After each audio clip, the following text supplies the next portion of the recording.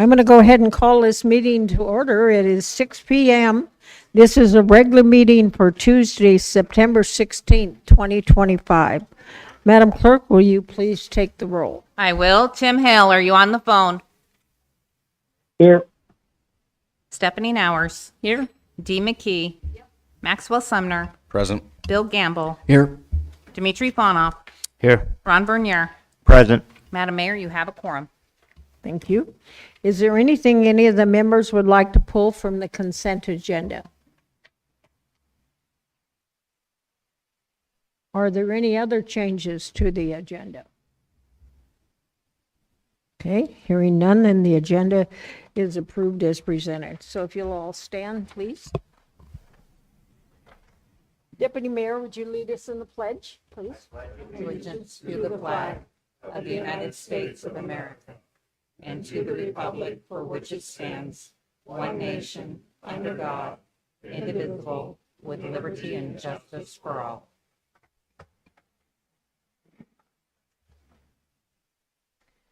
There are no meeting minutes to be presented. The next item is agency reports. Reports from the city. Oh. Okay, I guess there's no one to report from the city. We do have somebody from school district. Thank you for coming. Good evening, Madam Mayor, members of the Assembly, Manager Brown. We got to spend quite a bit of time together last week, so I'll keep my update brief. We wanted to provide an updated copy of the legislative priorities. As you remember, President McCollum pointed out an error in last week's hard copy. So that is been updated and in front of you. Our website's also been updated and corrected.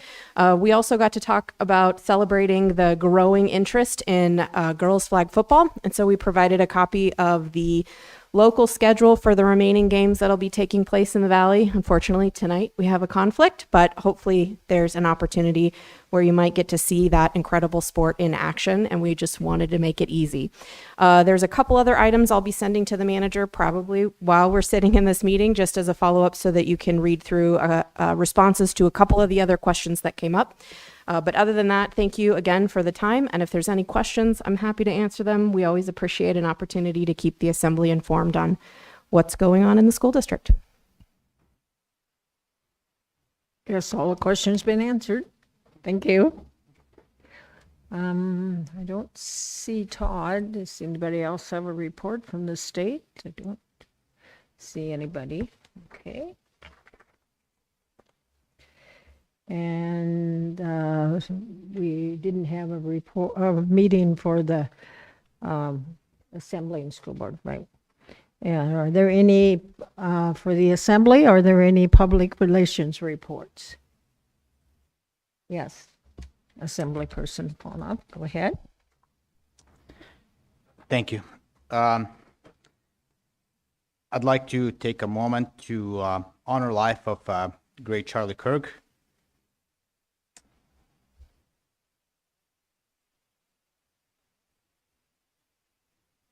When he was asked what he would like to be remembered for, and then his answer was for his unwavering faith in Jesus Christ and his relentless fight to preserve American fundamental values. And that is huge. His strong faith is what drove him to do what he did, and he did it really well. He inspired so many people, including me personally, to get involved, and one of the reasons why I'm here today.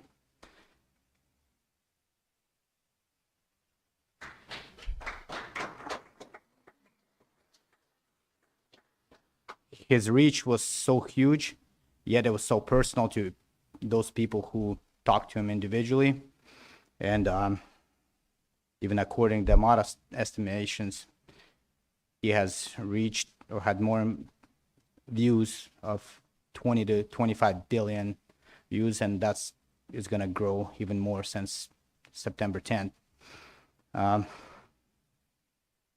He wanted to have a peaceful debate, never turn to violence, and this is what I believe we should also stand for. We lost a great voice for freedom but his great work will continue, and I believe, it will be multiplied. And if Mr. Bernier, I would like for you to hold a prayer for our nation, for the family, and for those people that were impacted, and so that legacy continues for the right reasons.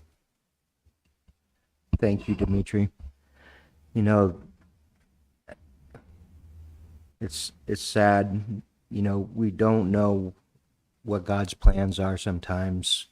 To take a voice that are so strong that inspires a nation, inspires countries. Every time I listened to him, it made me want to do better. To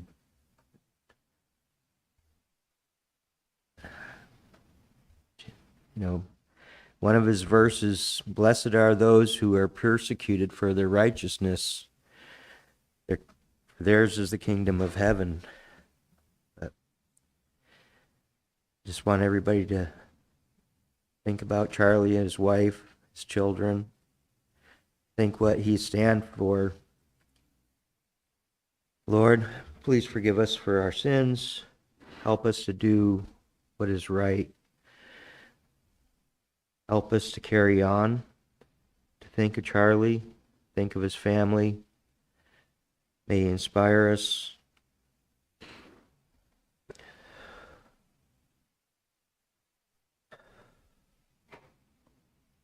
Fill us with the Holy Spirit, Lord.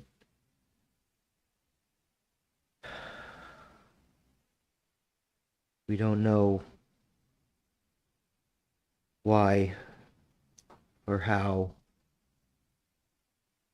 but I know there's going to be a good outcome somehow, some way, Lord. We ask and pray in Jesus' name. Amen. Any other public relations reports of the Assembly? Okay. Mr. Brown, we have a report from the Borough Manager. Thank you, Madam Mayor. I'm going to invite Leah Jones up, our IT Director.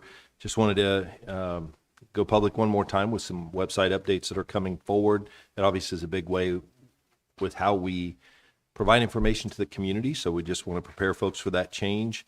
And then she's going to talk to you a little bit about the elected officials pages that are on the website so that we can get the right information for each of you in the right places. So with that said, I'll turn it over to Ms. Jones, and she'll give you a short update.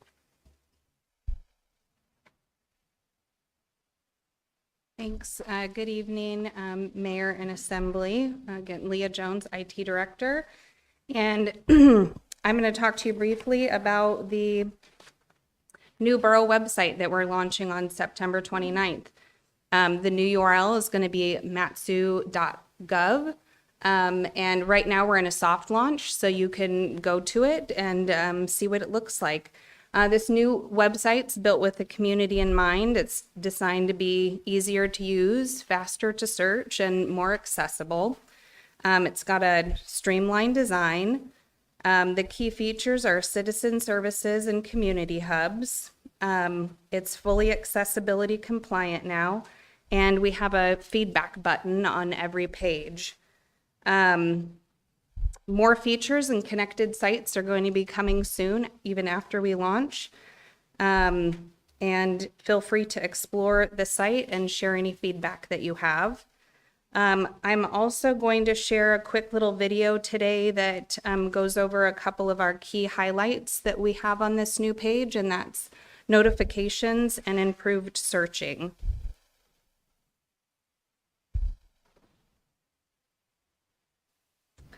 That go in there. So on the front page, front and center, is a new search that's designed to put in terms, and the type ahead matches what you're looking for.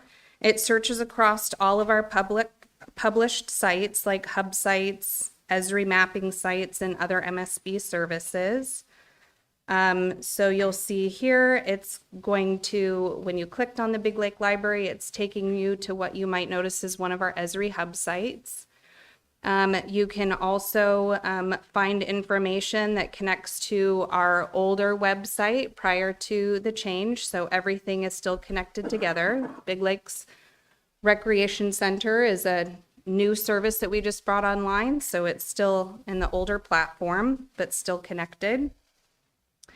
You can also do related term search, so something that people might not necessarily realize connect together, like public records requests. Other people think of that as FOIA, but we do not refer to that as that way. So if you were to type it in, it's still going to bring up the right topic for you to look at. And we can add any more connections to that in the future. On the top right there, we clicked on Get Email Updates. This is our notifications page where you can sign up to get notifications. You can do email or text messages. It's easy to sign up, and creating a password is optional. From there, we'll select the topics that you would like to know more about. This is currently what we have available, and we'll be adding to it.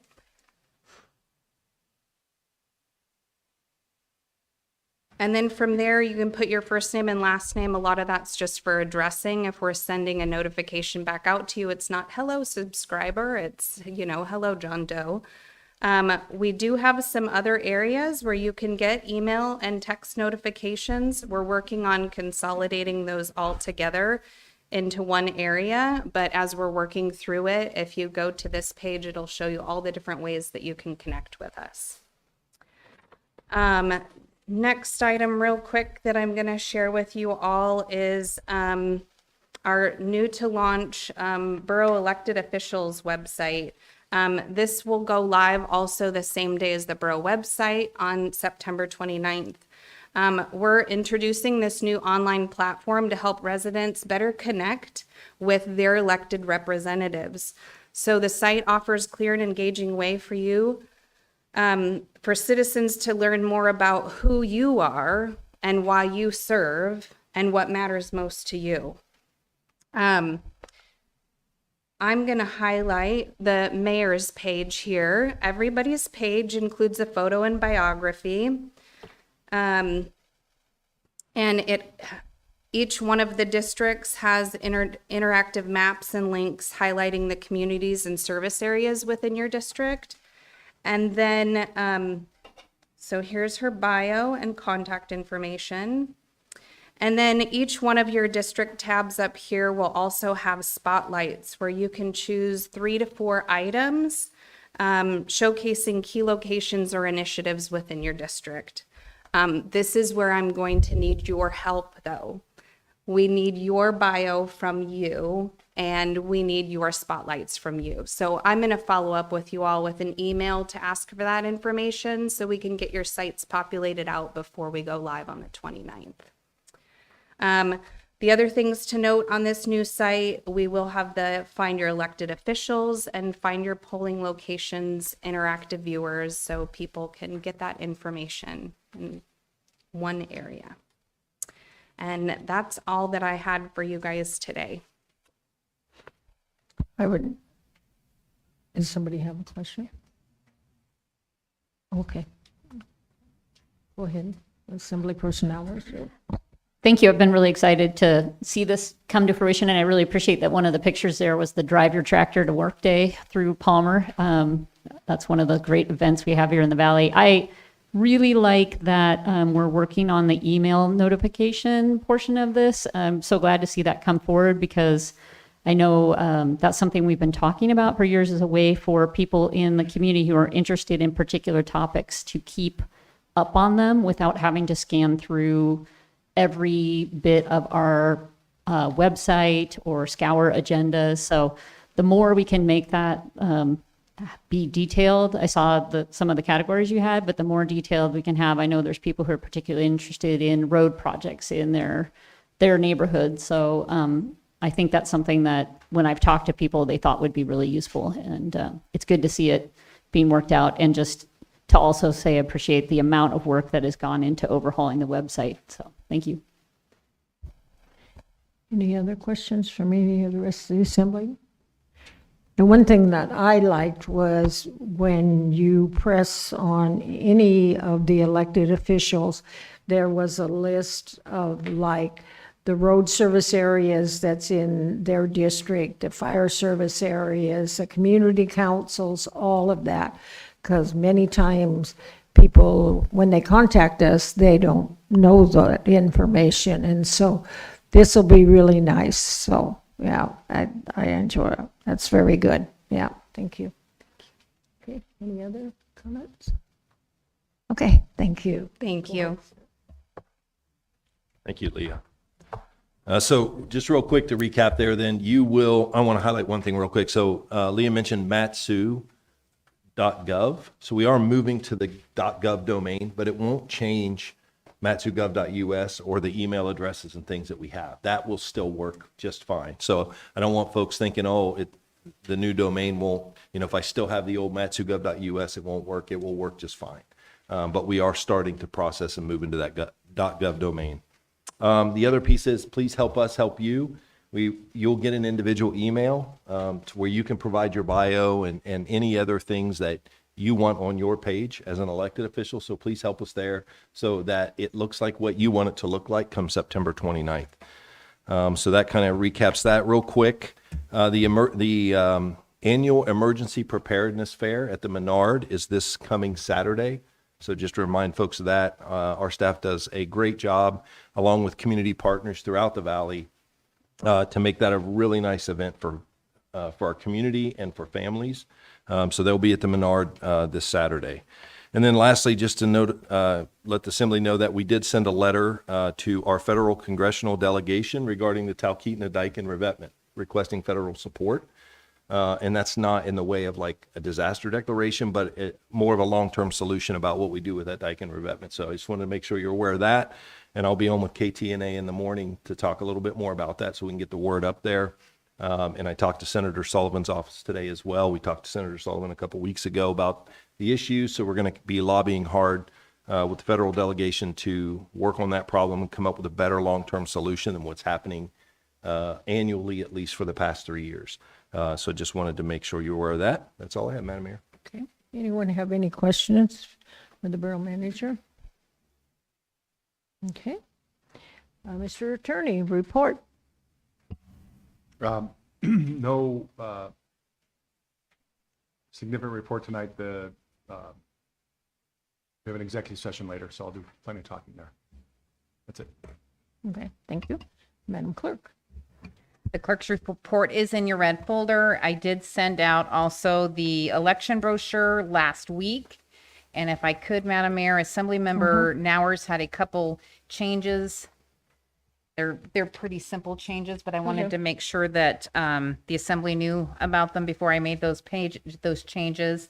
On pages 3 and 8, it talks about polling locations. She asked us to add the State of Alaska voter portal. So we're just going to add those website addresses so people can go out there and figure out where they're registered to vote. On page 3, there's a question on there when you need to register to vote, and she's worded it a little differently, and I'll read it real quick. It does sound better. It says if you need to register to vote for every election, no, if you're registered to vote in the state elections, you are automatically registered to vote in local borough elections, provided your voter registration with the state was completed at least 30 days before the election and you listed a Matsu borough address as your main residence. It does make more sense, and I think people will understand better than what we had as our wording. Okay. And then also on page 20 and 21, we had ballot proposition when really it should be plural and ballot propositions. And also on those pages, so it looked better in reference to the separation between propositions one or two. We're going to try two different things. We might make the line a little bolder so it's easier to tell that it's two separate propositions, or put in bigger titles. I'm not sure which one's going to work yet for room. And then I know there's one more. There we go. On page 22, the resolution the Assembly adopted in reference to putting additional pro-con information in for proposition number 2 on the fuel excise tax. We're going to add a title on the top of that rather than just the line that ends the proposition and into the information that says Borough Information Statement Ballot Proposition number 2. Any questions of any of the Assembly regarding the election pamphlet?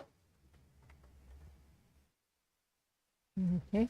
Madam Clerk, do we need a motion? Yeah, you'll have to make a Okay. motion. This is a pretty, yeah. Okay.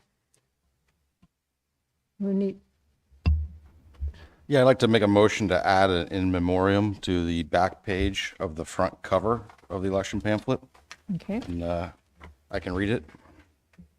Do we have to have a motion to approve the pamphlet first and then make the amendment to add this, or? No. Okay. No. All right. If I could clarify, Madam Mayor, this is just put in front of the assembly per borough code, so you can make any changes to it. Okay, all right. Okay, thank you. All righty, go ahead, Assemblyperson Sumner. Thank you for letting me interrupt you. Yeah, no problem. In memoriam, as we prepare for civic participation and to exercise our democratic rights during this election season, we pause to honor those who have paid the ultimate price in defense of free speech and liberty. Throughout the history of democracy, there are individuals who have stood for the right to speak freely, to challenge authority, to gather peacefully, and to live by conscience. Some have done so in public squares, on campuses, in protests, during rallies, in legislatures, or in the media, and too many have met in violence for that struggle. Their sacrifice is not in vain. Freedom of expression is the cornerstone of democracy. It is a right our founding fathers placed first among their amendments. It is the foundation on which we build honest discourse, responsible governance, and meaningful community. In honoring those who have fallen, regardless of background, belief, or political persuasion, we reaffirm our commitment to civil dialogue, peaceful engagement, and the right of every citizen to speak their truth without fear or reprisal. In the Matanuska-Susitna borough, where liberty is a cherished value, we are reminded that democracy does not take care of itself. It must be protected, nurtured, and renewed. The integrity of our elections, the accountability of our elected officials, and the resilience of our communities all depend on our willingness to stand up for these freedoms. Let us remember with reverence the men and women who have given their lives for liberty, and let us honor them not only in words, but through our actions, in voting our principles, in listening with patience, in speaking with respect, and in standing firm for the rights of others, even when we disagree. Freedom continues only when we defend it. May their courage serve to inspire ours. If I could speak to it. Go ahead. I mean, like Mr. Bernier and Mr. Fonov, I had a deep visceral reaction to the recent events in our nation. I think that considering we have an upcoming election, I think we should recognize that in an official way. That no matter what your political beliefs, violence is never the answer. I purposely did not make this partisan. Yeah, and also in full disclosure, I wrote it and then had it edited with AI. So these are not wholly my words. Assemblyperson Fonov, go ahead.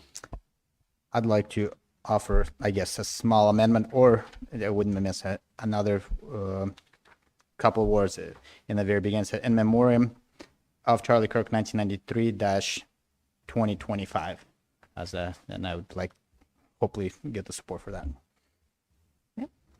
Further comments by the Assembly? Madam. Oh, I'm sorry, go ahead. Okay. I want to make sure I got the amendment. So you're saying in memoriam of Charlie Kirk, 1993 to 2025 are the words you want to add? Yeah, just, yeah, like that, like you said it.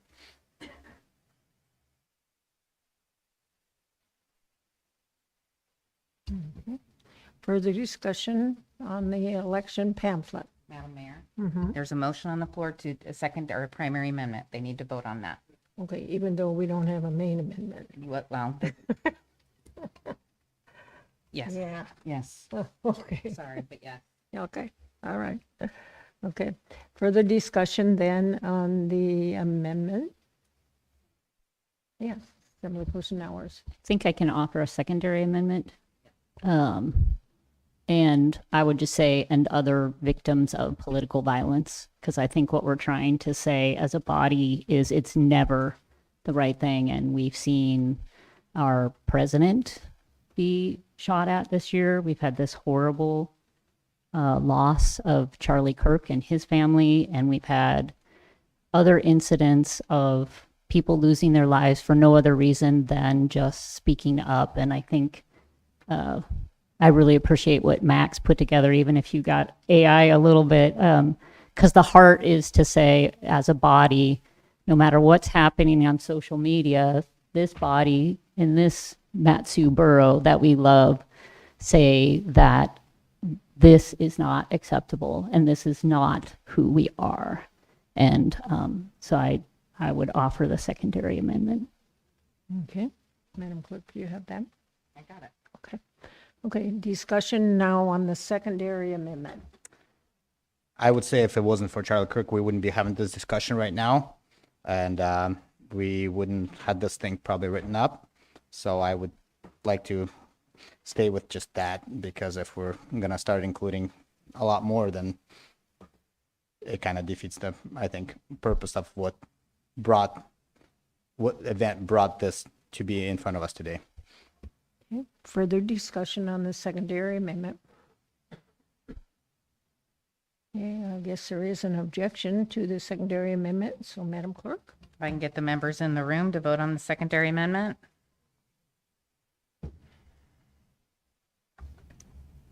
Assemblymember Gamble. Assemblymember Hale. Yes. Madam Mayor, it passed. The Assemblymember Fanoff, Bernier, and Sumner opposed.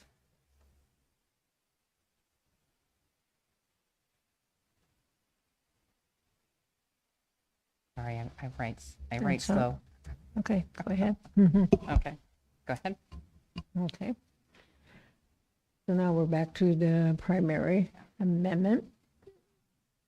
Discussion? Yes, Deputy Mayor. I'd like to offer a secondary amendment. Sure.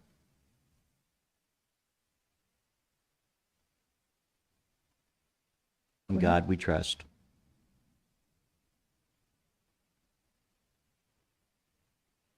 Where would you like that? Right at the end. At the very end of that statement, or at the end of the In entire? memorial. The end of the end. Okay.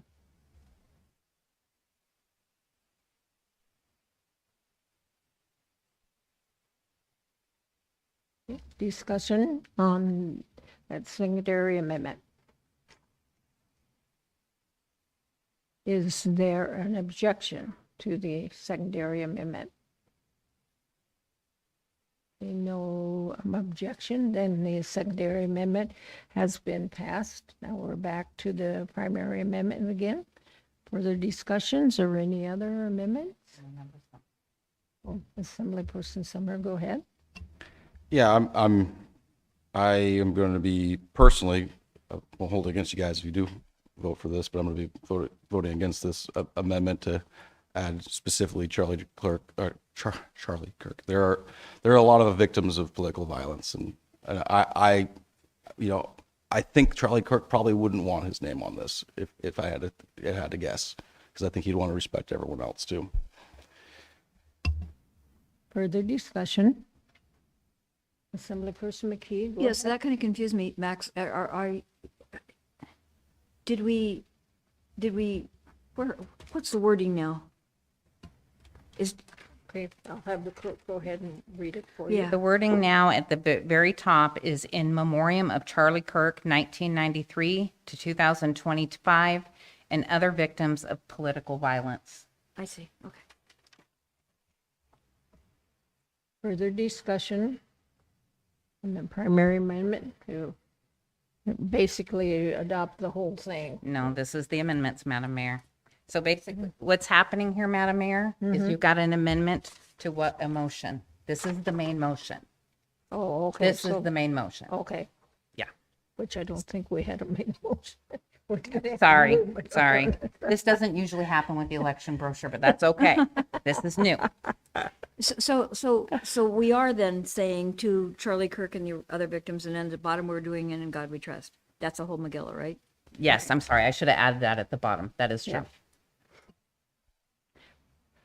Further discussion by the assembly? Is there objection? Assemblyperson Sumner, go ahead.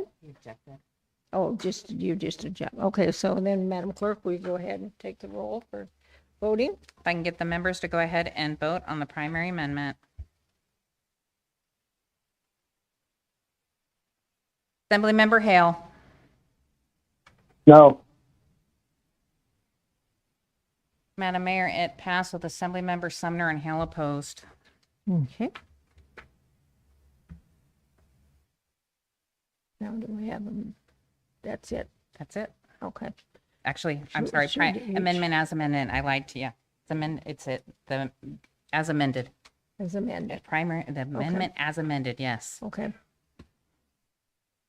Yes, Assembly personnel. Just a question, the other changes that you mentioned, we didn't have to make an amendment for those. Those are just incorporated. with no So to objection. the assembly through assembly or to assembly member in hours, I looked at those as just making corrections to the election brochure. Okay, just confirming. Thank you. Okay. Any further discussion? Is there objection? Okay, seeing no objection, and Madam Clerk, and do you have some more on your report, Madam Clerk? Nope, that is it, Madam Mayor. Okay, all right, thank you. The next item on our agenda is citizens and other correspondence. Are there any comments on the citizens and other correspondence? Okay, seeing and hearing none. Madam Clerk, will you read the IMs into the record? I will.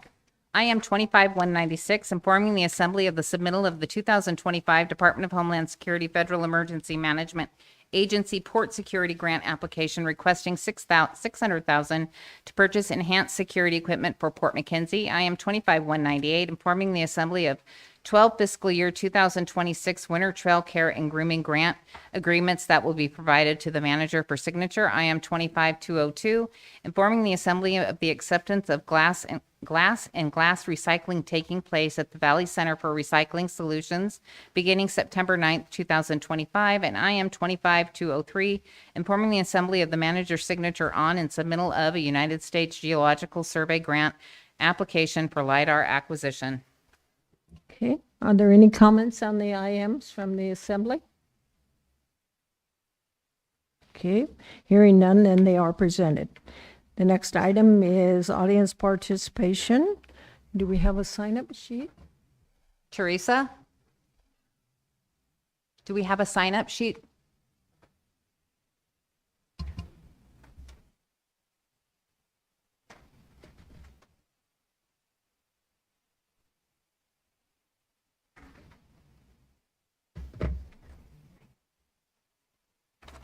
Okay. As always, we will call on the people that have signed up first, and then it'll be open to anybody that wants to address the Assembly. Jackie, you're first.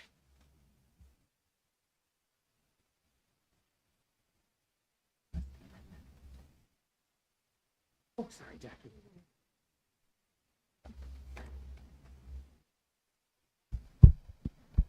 Good evening, Mayor and Assembly. The handout that's being passed out is well over my normal 5 pages, but we're not going to go through all of it since I usually get in trouble. My name is Jackie Goforth. I want you to know, last week I spoke about a subset of people that are in the librarian and education arena that appear to think that they are the sacrosanct ones and their opinion matters. True? Now, because of what happened at the library board meeting on Tuesday, those books that are on that front page have now been approved to be purchased. And that top one, please look at it. It features male frontal nudity in a DVD. We're now buying pornography. So I guarantee I will be challenging a lot of the books that are on that list. Now, what I want you to know what happened at that library board meeting. The director of the Parks, Recreation, and Libraries failed to uphold the Roberts Rules of Order procedures on multiple occasions, 5. That should nullify several of those votes. The director also failed to uphold courtesy and ethics, allowing a personal attack against the secretary on 3 separate occasions. I put the 3 down there.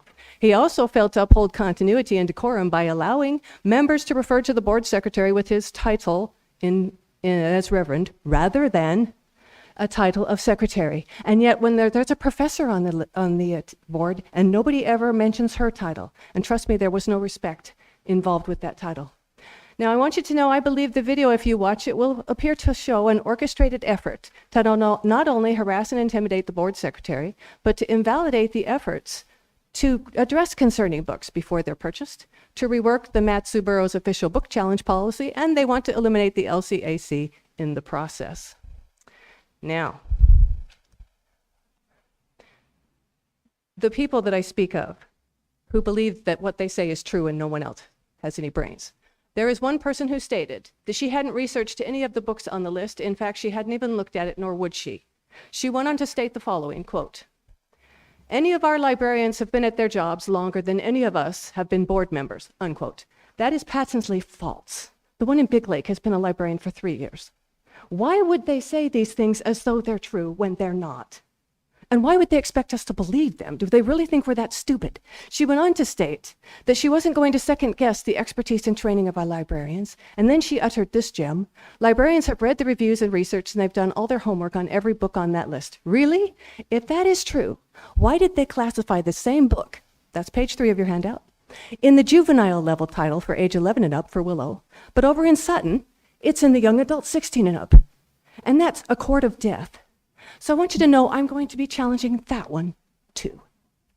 I'm so grateful I'm not on the library board, because if I was, I wouldn't be able to challenge these books. They'd have nullified me.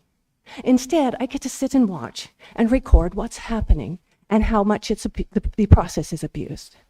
Thank you so much for your time. Karen? Karen?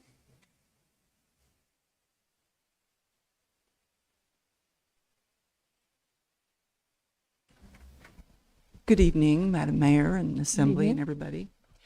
My name's Karen Lewis, and the reason we're in this mess is because of the librarians. They've been injecting obscene materials for about 2 decades. What we need to do is get them out, not put more in. Now, to put a DVD in there when they know that we're trying to clean up things, they don't care. They just are going to do their agenda, which is getting obscene material before children. Now, why is a good question. I don't know why. I have, a couple of ideas, but I don't know why. To me, it's just evil. It's evil. And we should be protecting our children. We should be protecting their minds. We should be trying to build them up morally, good character, good morals. These books do the opposite. So the objective here is to get these obscene books out, all of them. I mean, right now they're an adult. That's better than being in front of the children, but they shouldn't even be in our libraries. We're paying for it. We pay for the libraries. We pay for the books in there. We pay the librarians to do these heinous things. So either we need better librarians, we need someone who can pick up good books. There's so many books to choose from. We don't need obscene books in there, and we better not have any in the new library, I'll tell you that. We don't need to file our new library paying, what is it, 22 million? I don't know, lots. We don't need obscene things in there. I'm reading some of these books that are going into Big Lake because they're just weird. These are for YA. Evilish, Free Piano Not Hunted, Murderland, Getting Away with Murder, A Study in Drowning, This Book Kills, The Executioners 3, Immortal Consequences, The Court of the Dead. Nice. They sound lovely, don't they? Come on, let's get some good books in there for our kids, shall we? Thank you. Mm-hmm. Rod?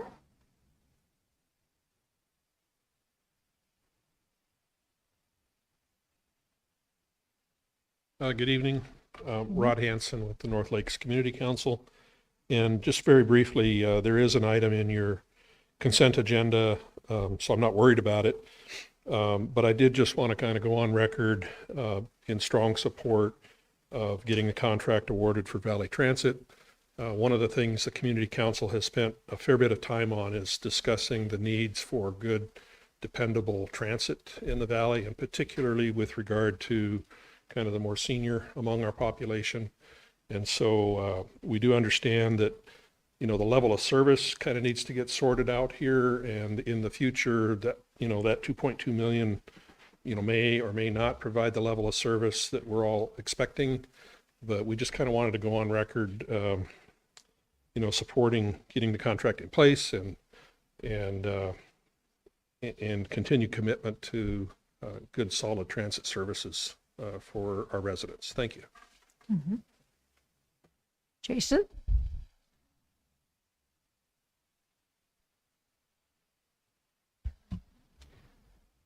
Good evening, Madam Mayor and members of the Assembly. I spoke with the mayor and also Assemblyman Phoneff about within the last 2 weeks, and the mayor had given me basically a roadmap as to how the road systems work. And then Mr. Phoneff said I might want to come here and speak tonight because this would be the most people that had anything to do with road problems might be. So the big problem I have is I have lived on East Schwald Road at 654 for about 7 years now, and it is a constant problem with speeders on that road. The posted speed limit is 35. Now, many neighborhoods in and around Wasilla and the Matanuska Valley in residential areas have 25 or even 20 where there are children. Now, the 4 houses are the closest built to the road, as far as I know, on any part of this road, which goes all the way back up to the governor's house at the very end. And this is just over the Little Susitna River. And I put in the trouble worksheet. I've called that office. I've called the troopers and the police. I've done everything that I can do. And I've talked to the gentleman named Jeremy, last name with H, I can't remember his last name, who's the volunteer out in my area for the roads, Gold Trail District for the roads. And as far as I know, everything has been done that could be done so far, or is being worked on, I hope. But I would greatly appreciate any help from anyone at even, higher levels than me that could put some pressure on the departments, the troopers, and anything that we could get an electronic sign out there, get the road signs changed at least before and after the curve where we live, because every house there has kids and pets. And before someone kills one of them or kills themselves, because I have actually seen vehicles run off the road at 70 miles an hour there. And typically 75% of the people drive over 50 and it's posted 35. And I want it posted 25 right there, and kids and pets slow right there before and after the curve, because those are the 4 only houses I know where it's like that. So any help I could get from anyone in getting some of this to happen, get the electronic road signs put out there, get the troopers to sit there 1 or 2 times a week at the heavy times in the afternoon, 3 to 6, hand out at least warnings in the beginning until the word gets out and people slow down. Thank you so much. Thank you, Jason.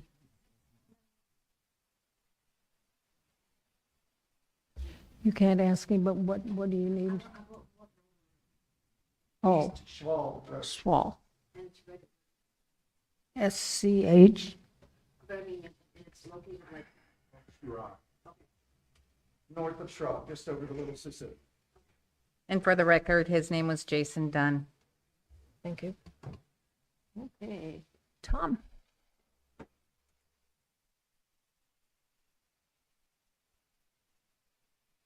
And Patty, you did cross your name off, did you? He wants it back on. Oh, You want to go first? I don't want to. okay. All right. So be it. My name is Tom Robertson, Rober, no T, S-O-N. And again, I'm back before you because I want to have all the voting booths removed from every public school. No matter what grade they are, there's no need to have election booths in at school. And the election booths are at different times. The city, the state, and the borough have different elections and different dates, and so the primary election and the general elections are different. So it's not so much a election date, it's the security. You don't want people who don't belong around the school premises there. In the state of Alaska, you can't get a concealed permit or buy a firearm if you're a convicted felon. So what the heck makes it think that we can allow people to come and vote on election day into the schools? Come on, let's get real here. This is not right. We want the people to vote. We want them to better themselves and to repay their debt to society. But that's why we have fire stations. Fire stations are called, we used to call ourselves the public works, but also public safety. So by definition, if they're going to be public safety, they need to live up to their name and make the public safe. The voting booths need to go to the fire stations And there's plenty of churches and other establishments. Here it makes an excellent, this building here, for voters, but not in the schools. That is not a place for convicted felons to come and vote. That just doesn't make sense at all. And that needs to stop. And the sooner the better. And I've done this election thing for almost 40 years, and it's never been a good idea. I just can't imagine why we would let people vote in the school and they can't have a firearm. And that right there tells you there's a huge problem right there. So no more election booths in any school, period, a public school. Thank you. Mm-hmm. Thank you. All right. Okay. I yield my time. Okay, Patty, you want to come now? I'm sorry, it looked like there had been a line drawn through your name, so I wanted to be sure, so. Yeah, I was going to speak actually about hate speak by the public, and then I heard Mr. Sumner's comments about hate and political violence, and I felt I wanted to thank him for those comments. And I would like to say there are so many other victims of political violence and hate speak today that we all, everyone in society must stand up and condemn it where they see it. It has no place whatsoever in our democracy. Thank you. Patty, I don't think you said your name. You know. Patty Fisher, I'm a resident of Meadow Lakes. Thank you. Okay. Karen?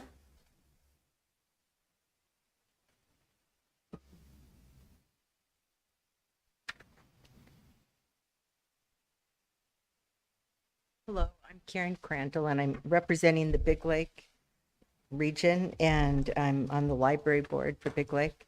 And I just wanted to just go over some of the books. A majority of the books are being ordered for Big Lake, and because they cover an area of about 9,000 to 10,000 people. And so a lot of money has gone toward Big Lake. But the unfortunate part in going through the list of books that have been ordered so far, there's only one Christian author of all the books that have been ordered. So at the Big Lake easy reading section for kids, only one author is a Christian. And so, I mean, she had told me, the librarian, that she was ordering a lot by Kurt Cameron. But I haven't seen it on this list. And then when you look, so I gave her a list of probably about 20 authors that she can look up and put in. I mean, we need to have a library that is, equal and not biased and one-sided in what they're offering to the public at large. And so because of a shortage of Christian books or moral fiber books, we're having a real problem. And so because of that, the library meetings are just totally ridiculous. I mean, nothing gets done. And it's, and I feel that we need to continue on with the library committee to scrutinize so many of the books, because the ones that have been ordered, for instance, this one book for Big Lake called The Evilish, that's dealing with factual accuracy, supposedly, but the book influences sexual perversion, transgender agenda. The book appears to directly controvert executive orders that are going on with our nation. Basing on policy on truth is critical to scientific inquiry, public safety, morale, and trust. So it's the policy of the United States to recognize two sexes. We need to really, I mean, we have a man that's already dying over all of these subjects and controversies. And so the federal fund should not be used to promote gender ideology or putting grants or other federal sources of funding into jeopardy. So we really need to look at this seriously. We've got an agenda going on in our valley. And so I have to come to you guys because my voice isn't very important at our meetings. I mean, I'm scorned. So it's very sad. And so I just wanted to bring up the fact that another book that has been ordered is A Study in Drowning at Big Lake. And it's dealing with the occult and witchcraft, dealing with fantasy and dark mythical elements, supernatural forces, sexual abuse, There's another book called A Theory in Dreaming, and it's all these books.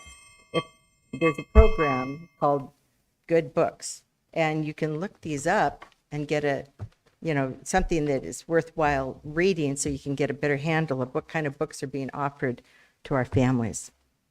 Thank you. Okay, anyone else would like to address the assembly on any subject?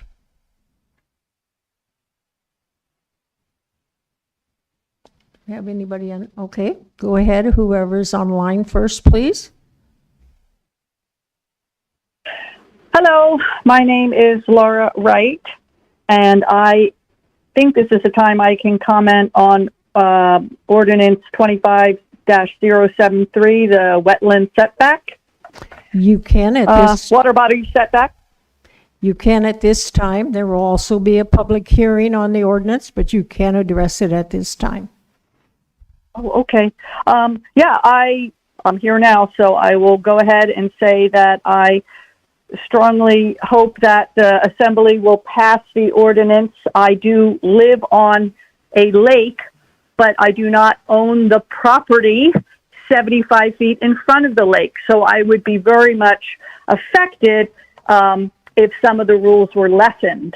I do think that it's important to have a wildlife corridor around all of our water bodies for free movement of our mammals and birds, and also the quality of water for the fish. It's very important in the Matsu Borough. It's an economic driver, and I wouldn't want to see fuel tanks, etc. I think a lot of work was done on the advisory panel for 2 years. There is an avenue for it to be take care of the people who are within 75 feet. So I think it's a 45-foot change. So I think they're on the right track, and I would like to see this ordinance supported. That's all I have to say. Thank you. Mm-hmm. Thank you. Who's ever next online, please? Hello, can you hear me? Yes, go ahead. Okay, this is Ruth Wood. I'm in Talkeetna.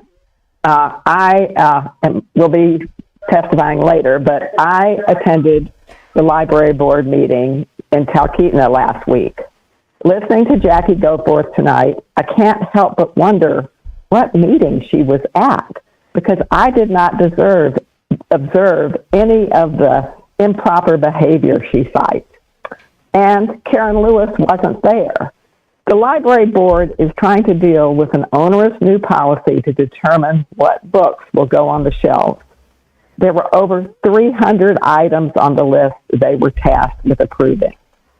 I'm a reader and I pay taxes. The more books for me to choose from at the library, the better. I also want to note that titles don't really tell you a great deal about the content. I cite a TV show rather than a book because it was so popular. That show was Murder, She Wrote. Now, just because the title has murder in it doesn't mean it's an evil show. So, and that's true for books too. Going to a list that gives you a brief synopsis of a book is not the same thing as reading a book. Many of us in the borough are adults, and we want a wide selection of books, and we don't want someone else deciding what we should be allowed to read.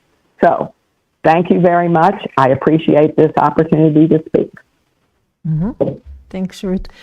The next person online, please. Hi, can you hear me? Yes, go ahead. Hi, I also am speaking about the water body setback ordinance. My name is Chenery Fife, last name spelled Foxtrot Indigo, Foxtrot Echo. I want to thank you. I know it's early night, but I want to thank you for your consideration of the water body setback ordinance. Through this process, it's clear that it's been complicated, but this advisory board, full of various experts in a variety of fields, put a lot of time into this over the past 2 years. I am the South Central Alaska Engagement Manager for Trout Unlimited and cover the Matsu. We have 15 Alaska-based staff and more than 20,000 supporters who rely on Alaskan waters and the fish and wildlife that inhabit them for fishing, hunting, subsistence, outdoor recreation, and employment. Many of our supporters live in the Mat-Su-Borough and even more visit the area regularly to hunt, fish, and recreate. The 75-foot setback, originally passed in 1973, was important when it was established, and that importance has only increased as the population of the Mat-Su has grown and the region's fisheries face increasing challenges. Maintaining sensible guidance for building near rivers, lakes, and streams is integral to sustaining the Mat-Su's remarkable fisheries. We support a 75-foot setback because it provides practical guidelines that help a community grow, develop, and thrive while minimizing impacts to fish habitat. We also commend the inclusion of vegetative buffers around water bodies. Leaving 50% of native vegetation is beneficial for providing shade for cooler water, provides higher dissolved oxygen, retains sediment to improve water quality, stabilizes banks to reduce erosion, prevents flooding and expensive property damage. So this is an important aspect of the ordinance as well. And we support other additions, including the expansion of the ordinance to include non-residential structures and other pollution sources such as fuel tanks and animal waste sites. These goals also align with the Mat-Su-Borough Stormwater Management Plan. With the sensible additions in place to protect fish habitat, minimize flood damage, and maintain clean water, the Mat-Su-Borough can continue to be a leader when it comes to caring for our water resources and set a strong example of how to responsibly live within salmon habitat. Thank you so much. Thank you. Is that everyone online, sir? Okay. One last chance for anyone in the audience that would like to address the assembly on any subject. It doesn't have to be on the agenda. Oh, somebody popped up? Okay. Go ahead, person online, please. Thank you. Hi, yeah, my name is Victor Panov. I pastor Whitefield Church here. I'm just so thankful that we got to, thank you, Assemblyman Panov. I know he's my brother, but I just appreciate that he honored Charlie Kirk. Coming to America, we, came from a place where you don't have free speech. So for me, Charlie Kirk's death was not in vain, and he inspired me when I was younger, and I had the privilege of actually listening to him talk personally in Georgia this last March. Had a privilege of meeting, and just it's incredible the kind of impact that one man can do in 31 years. That and the people that wanted to kill him, previously, and when it finally did, they didn't realize what they did. Ultimately, he spoke for faith, and that's what was the amazing thing, is that he stood firm in his faith. And I look at it now, since coming to America and where I'm at right now, and being inspired to continue to be that voice for people and continue to teach others to speak up openly and converse. And ultimately, what it comes down to is Jesus Christ. And that was an amazing thing Charlie said. If there's one thing I'd like to be known for, is my faith in Jesus Christ, for my boldness in faith. And so I've been inspiring other people to stand boldly, biblically, and for our nation, for freedom. And I think it's not a coincidence that he was shot in the neck, representing that's where his voice came from. And I think because of that, people of faith will rise up even more and louder, speak up for the truth, because only the truth of the gospel will set captives free and bring people freedom. And what I loved about Charlie is that he allowed people to dialogue. It's not that he prayed, his speech was hate. It was they hated what he spoke. That was ultimately what it came down to. But he opened people's minds, and there's a lot of people that were inspired, who came with different opinions, and their minds were opened up after conversing with him. And so I know I'm all over the place, but I'm just saying that it's just an honorable thing that we did, honoring Charlie Kirk and his life. And also, it was also a blessing to see this last Sunday evening at Church on the Rock, all the people that gathered there and honor and prayed for in the nation. And as I mentioned, people of faith, when something goes against what we believe, or something radical like this, we don't go burning down buildings. We burn in prayer and worship. So I love that. So anyways, thank you so much for your time. Really appreciate it. Thank you, Pastor. Yeah, nobody else online? Okay. One last chance for anyone here that would like to give input under audience participation. Okay. So I'll go ahead and close audience participation. Oh, okay. Come forth, sir. Thank you. Madam Council, my name is Roy Davis. I'm from Big Lake, South Harbour Road, Big Lake. I just wanted to comment with regards to the amendments that are being put forward with regards to the wetlands, etc. Totally agree with them all. But the problem is those of us who have been living there for 30 years. My house is 30 feet from the lake. Am I going to have to move it? What are the plans to do the correction process? Future buildings, future storage tanks, everything needs to be moved, needs to be built appropriately with the suggestions. I totally agree with them. But many of us live on islands where there isn't 75 feet from one side to the other side. So we can't get that done. We can't move my fuel tank 75 feet away because it'll be in the water on the other side of the island. So there must be some 300 to 400 houses on the lake that presently do not meet those requirements. They should be grandfathered. Any new building, any new wetland should not be affected and should not be built within 75 feet. I agree totally with that. Those are my comments. Thank you very much. Thank you. Okay. Anyone else that would like to give input to the assembly under audience participation? Still nobody else online? Okay. Okay. I'm going to go ahead and close audience participation. Madam Clerk? Ordinance 25073, an ordinance amending MSB 1702, mandatory land use permit, MSB 17.55, setback and screening easements, MSB 1765, variances, MSB 1780, nonconforming structures, and MSB 17125, definitions. If you're on the phone and would like to speak to this, press *3. Staff, go ahead, sir. Thank you, Madam Mayor. Alex Strawn, Planning Director for the Mat-Su Borough. In May of 2025, there was a joint meeting between the Assembly and the Water Body Setback Advisory Board where I went into quite a bit of depth as to what is in this ordinance. So unless you have questions about specifics of this ordinance, I'm not going to dive into it in the staff report. On May 20th of 2025, this ordinance was referred to several different boards as well as the community councils essentially for 120 days. And so I'm going to give a report essentially on how that went.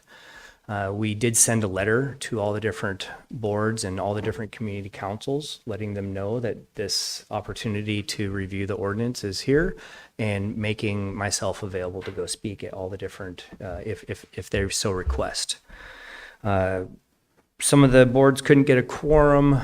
Some of them chose not to participate, but ultimately I did present to the Fish and Wildlife Commission, the Wastewater Septage Advisory Board, the Agriculture Advisory Board, and the Planning Commission. I also spoke at the Big Lake Community Council, North Lakes, Meadow Lakes, Talkeetna, Sutton, and Butte. I did some interviews with local news agencies. We sent somebody at the Horseshoe Lake Firewise event to discuss it there, which had a lot of Big Lake residents. And I answered about 1 million phone calls regarding this and discuss the complexities of this ordinance with members of the public. And so I directed everybody for the different boards. I drafted a resolution in support, just kind of a vanilla starting point for them. And then essentially said, if you adopt a resolution or a letter, please direct it to the clerk's office, which I think the clerk has provided those to you. And so here we are. And if you have specific questions, I'd be happy to answer them. Do you have any questions? Madam Mayor? Yes, go ahead, sir. Yeah, thank you, Madam Mayor. Through the mayor. So how many properties would be able to take advantage of this ordinance in order to come into compliance with the water body setback rule? Go ahead, sir. Thank you, Madam Mayor. So we did a GIS exercise where it's not perfect data, so these aren't perfect numbers, but we have good information for break lines for lakes. So, and we're only talking lakes right now. So with LiDAR data, we can tell where the shoreline of a lake is.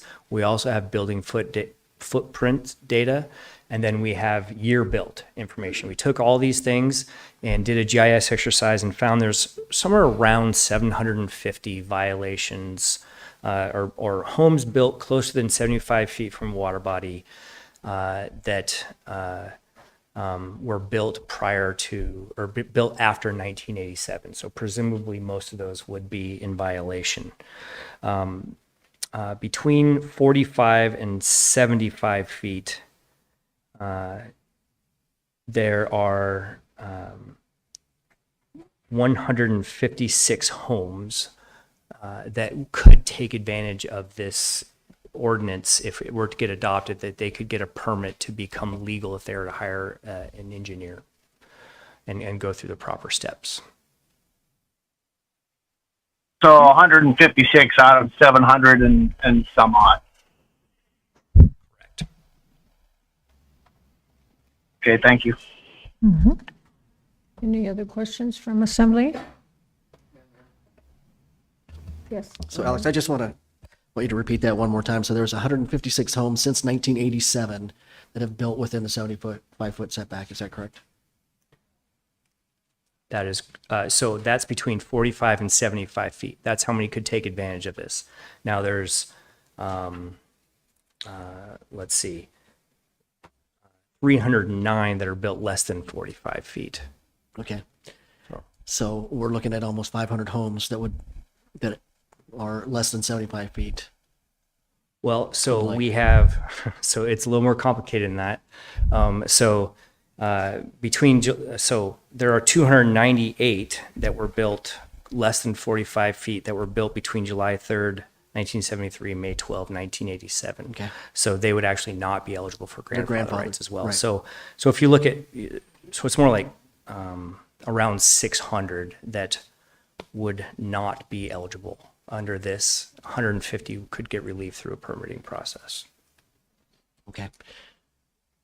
Follow up, please. Yeah, follow up. So just to verify what you just said, so 600 were built from 1987 and on.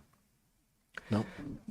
Oh, so 750 total illegal structures. Got that? So between there's around 300 that were built between 1973 and 1987 that would not be eligible for grandfather rights because if you recall in 1986 for about 1 year the setback was down to 45 feet and then they brought it back to 75 feet. And the way the grandfather rights is written, it says, if you were legal at the time that you built, you're eligible for grandfather rights. But if they were built close to 45 feet, they would not be eligible, not legal. So 600 total illegal, or 750 totally illegal, 150 or so would be eligible for getting a permit under this program. Okay, thank you. Madam Mayor. Okay. Can I take him or do you prefer to go first? Who's going to speak first? Pardon? Me or Hale? Yeah, go ahead. Assemblyperson Hale, I had recognized Assemblyperson Sumner, so if you'll wait a minute, please, thank you. Yeah, do you know how many of the community councils, the breakdown? I saw that some of them said we should defer this or send it back to another committee.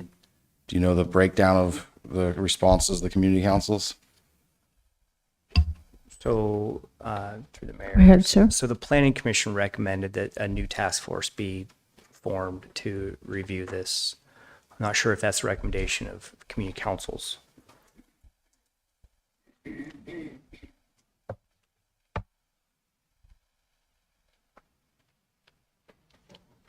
Yes, follow up. Okay, well, yeah, I'm reading some of these. I read some of these community council reports, and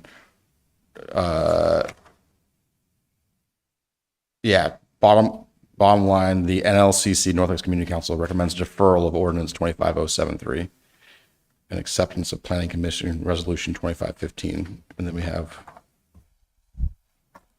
I think Big Lake says something similar. I guess his question was if you were aware of any other community councils that were recommending deferment, or if you knew how many said yes, how many said no on adopting this, or if we don't have that.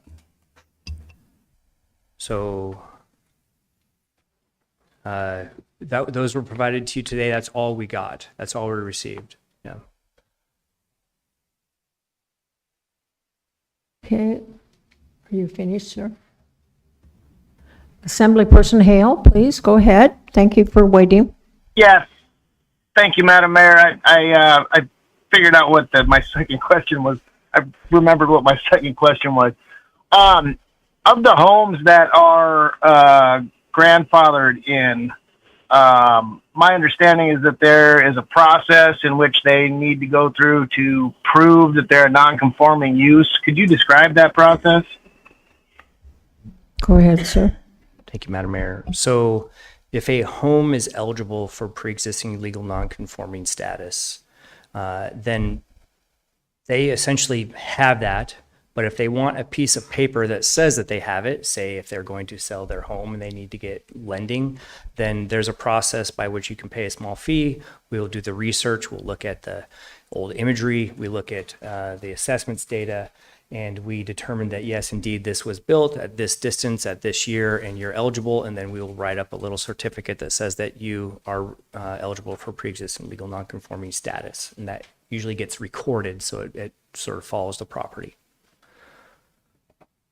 Okay, and then there was something was brought up to me about folks who lost their home in the Miller's Reach fire and rebuilt their structure on the same, foundation pad or whatever, where the home had been, and that this new structure is not considered a legal non-conforming use. Is that correct?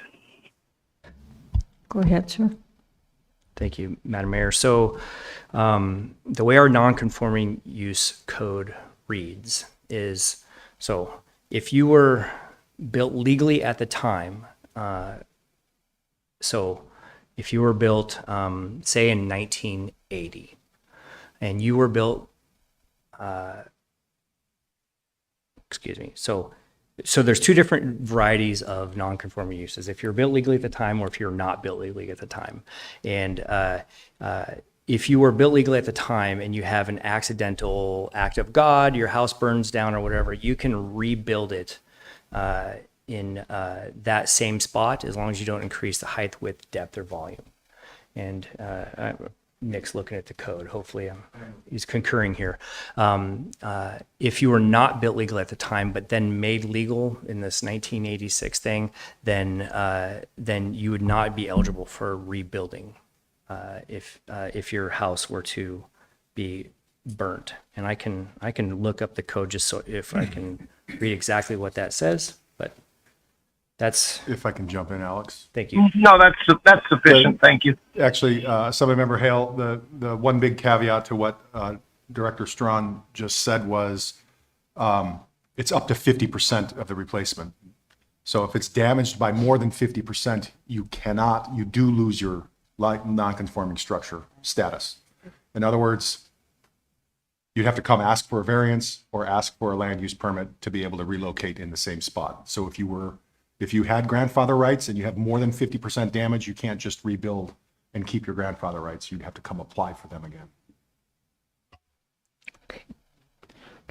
Assemblyperson Hale, does that answer your question, sir? It does, Madam Mayor. Thank you very much.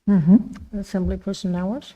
Thank you. Two questions. So in a situation like the gentleman mentioned where you've got a piece of property, you can't build and meet the 75-foot requirement, under current borough code, you can apply for a variance right now and get an exception because of that. Is that correct?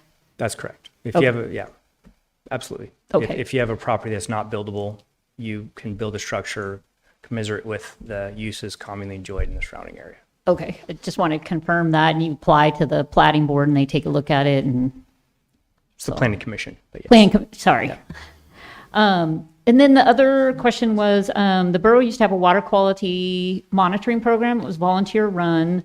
The assembly, prior to me getting on it, killed that program, but there was a fair amount of data that was collected by citizens on a variety of lakes, and the Water and Wastewater Advisory Board recommended that I think what they're recommending is that we incorporate that data as reference material for background water quality. But I'm just reading their resolution to us, suggesting that we incorporate that. I just wanted to see if I'm reading that correctly and if you know much about whether the borough has that data. Yeah. So I do believe we still have that data. And I think you requested that, or somebody requested it. Okay. Yeah, and so I have staff kind of searching for it. It's a little bit tough to dig up, but we did used to have a water quality monitoring program that we had a sort of an army of volunteers that would go out and measure water quality in lakes, and then we would compile that information and put it in an annual report. So that data is out there. It's quite old.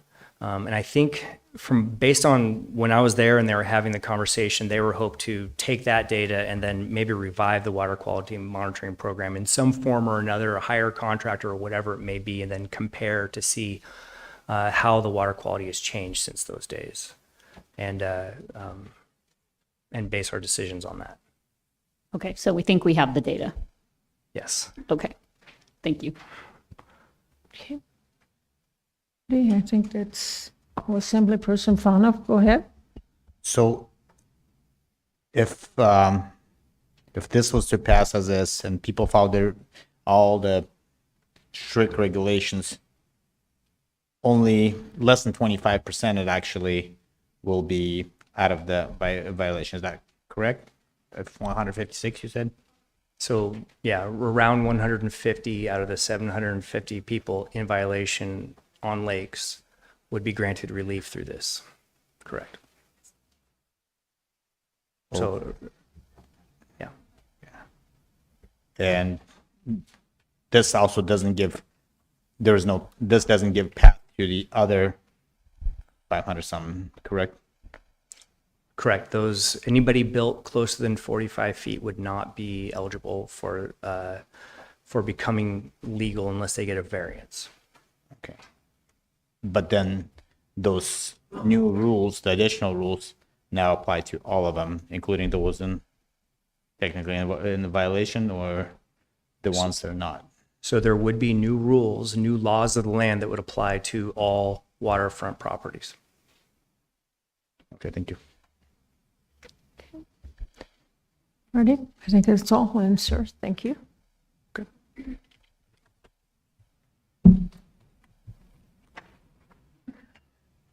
We do have a sign-up sheet. I'm going to go ahead and open the public hearing on ordinance 25-073. And Rod, you're up first, please.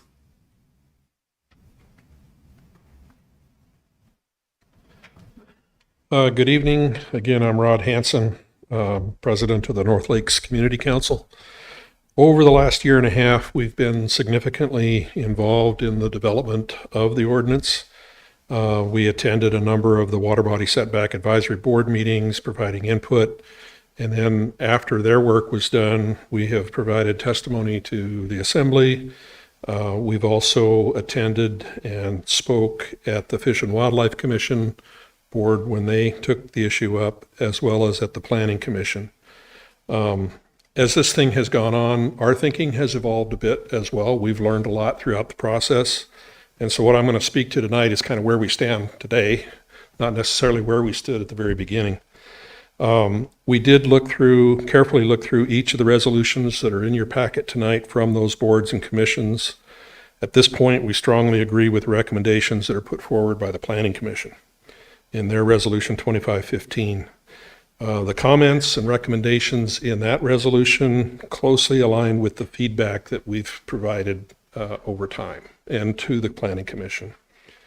Their recommendations include the need for some serious work to close gaps in the current proposed ordinance, as well as remove some overly burdensome requirements that are in that current ordinance. We agree that a task force is the best path forward to a pragmatic solution that addresses both the environmental concerns as well as the individual waterfront property owner rights. Additionally, we strongly suggest the task force be asked to outline their findings and recommendations only in a resolution and bring that forward to you as their final report. They should not be asked to get into the detailed Robert's Rules process of writing code language prior to their final report. The original Water Body Setback Advisory Board, I think, was seriously weighed down with that detailed process, and there were issues that should have come to the Assembly much earlier, and they could have gotten some guidance. So I don't think we should put the new task force through that process until we know there's alignment. At the end of the 6-month period, if you choose to go that route, then the Assembly should pass an ordinance outlining the code changes you want to see based on their report and any final amendments that you all might make. Only then should the Borough Planning Department work to make the actual code language line up and address those objectives that you all agree to. The task force should remain in effect, unlike what happened with the previous group that disbanded on the day they delivered their report. The task force should remain in effect as long as necessary to serve as consultants to the administrative process of actually developing the code language. Bottom line, the North Lakes Community Council recommends deferring the ordinance acceptance of the Planning Commission resolution. And when you just kind of step back and look at where we're at in the valley, this is not Anchorage. We don't need all the regulations, but to protect our environment and address the development that we know is going to continue to occur, I think it's important work. We need to take the time to get it right. Thank you. Kinder?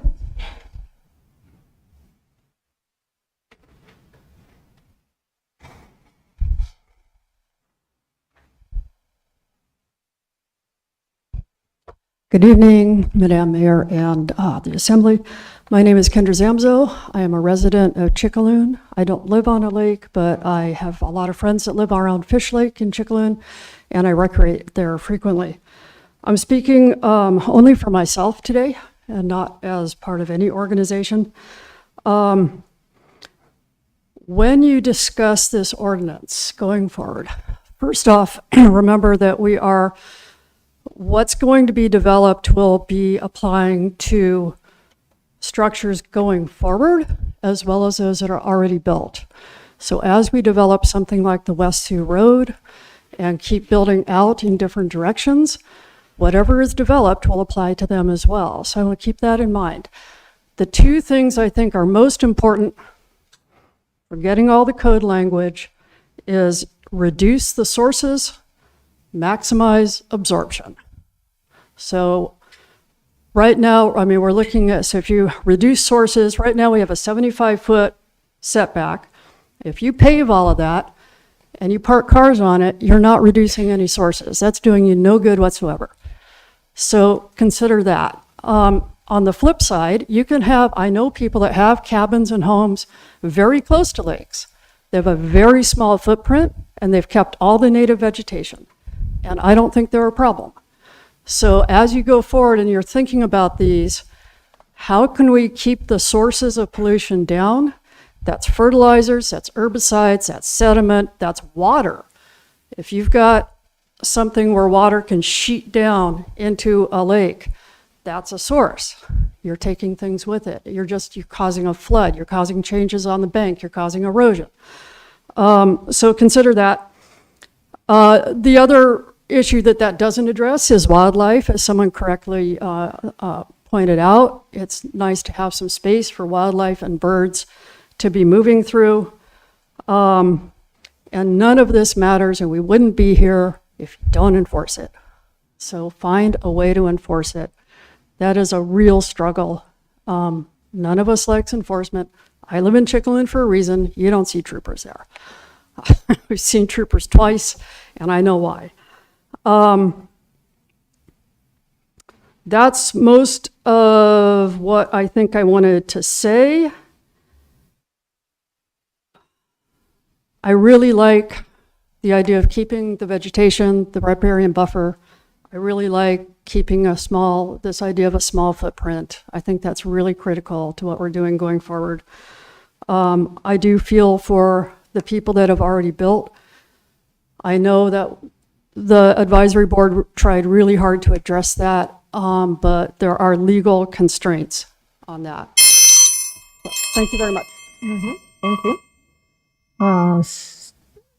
Stephen Edwards?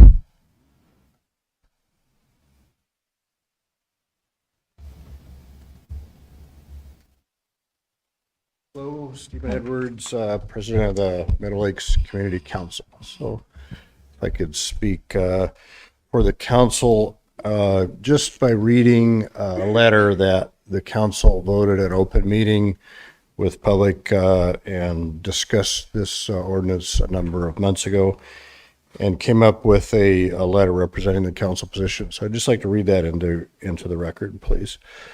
So as the ordinance amending the language of the ordinance. Dear Assembly and Planning Commission members, we would like to add the following comments to the discussion of water body setbacks after review of the current version of the ordinance.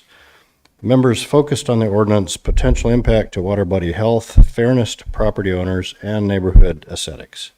The top 3 comments were: we support maintaining the existing 75-foot setback for all new habitable construction. Number 2, we do not support a 45-foot setback for new habitable construction, regardless of any mitigation measures. And suggested using the mitigation requirements language as a guide for variance approval for the 2 specific situations below. Existing parcels with illegal non-conforming structures that the current owner did not build, and existing parcels with otherwise unbuildable lot area. Other comments included: we have continued concerns about the effectiveness and capacity of enforcement, and we don't see a new position proposed to process the permit applications. There were concerns about excessive processing times, so please clarify language regarding a timeline to process permits. And add a posting requirement for permits. Most members supported this, although some members were opposed to the idea. And the Meadow Lakes Community Council membership voted unanimously with 1 abstention to submit these comments to the July 9, 2025. And so I guess I get extra minutes for community council, but can I add my personal comments separately or at this time? Go ahead. Okay, so I've spoke to this before, but I want to, I guess, recognize all the work that the community members that were on the board put into that for months and months and months, many hours of effort. And I guess I'm hoping that we can move forward and make a decision on this without sending it back for another commission with another months of people's volunteer time. But so I hope we go down that path. But I want to point out the 2 biggest concerns I have with this. As a property owner on a lake, we built our house well back from 75 feet and leave a vegetative buffer and all that. But one of my concerns is they keep referencing language with this percent and that percent of the area within the 75 feet. And if you take a larger parcel, such as we have, that's a significant amount of that lakefront that could be paved with impermeable surface if you use a percentage. So put a cap on that if you're going to use that word of percentage. And then the second is, we've had a number of discussion about this number of houses, 100 and some, that might be able to apply. But I'm hoping to encourage you to not think of it in just those terms because, as you know, lakefront property is extremely valuable. And think of all new construction on lakes, the vast majority of those people are going to be willing to spend, if they purchase that property, they're going to be willing to spend that money to build that house at 75 feet. So you may be offering relief to those that built it inadvertently, but at the same time, you're generating this opportunity for people that built in compliance 75 feet to have new houses. Every new lot will have a new house at 45 feet, and you get to look at the backside of their house. So I think the impact on the existing parcels exceeds the benefit to the variance ones. So maybe a variance process, maybe some path, but this idea of just all new houses spending a little extra money and building at 45 feet has impacts on the broader community. So thank you. Thank you. So that takes care of the people that signed up, but now anyone else can testify.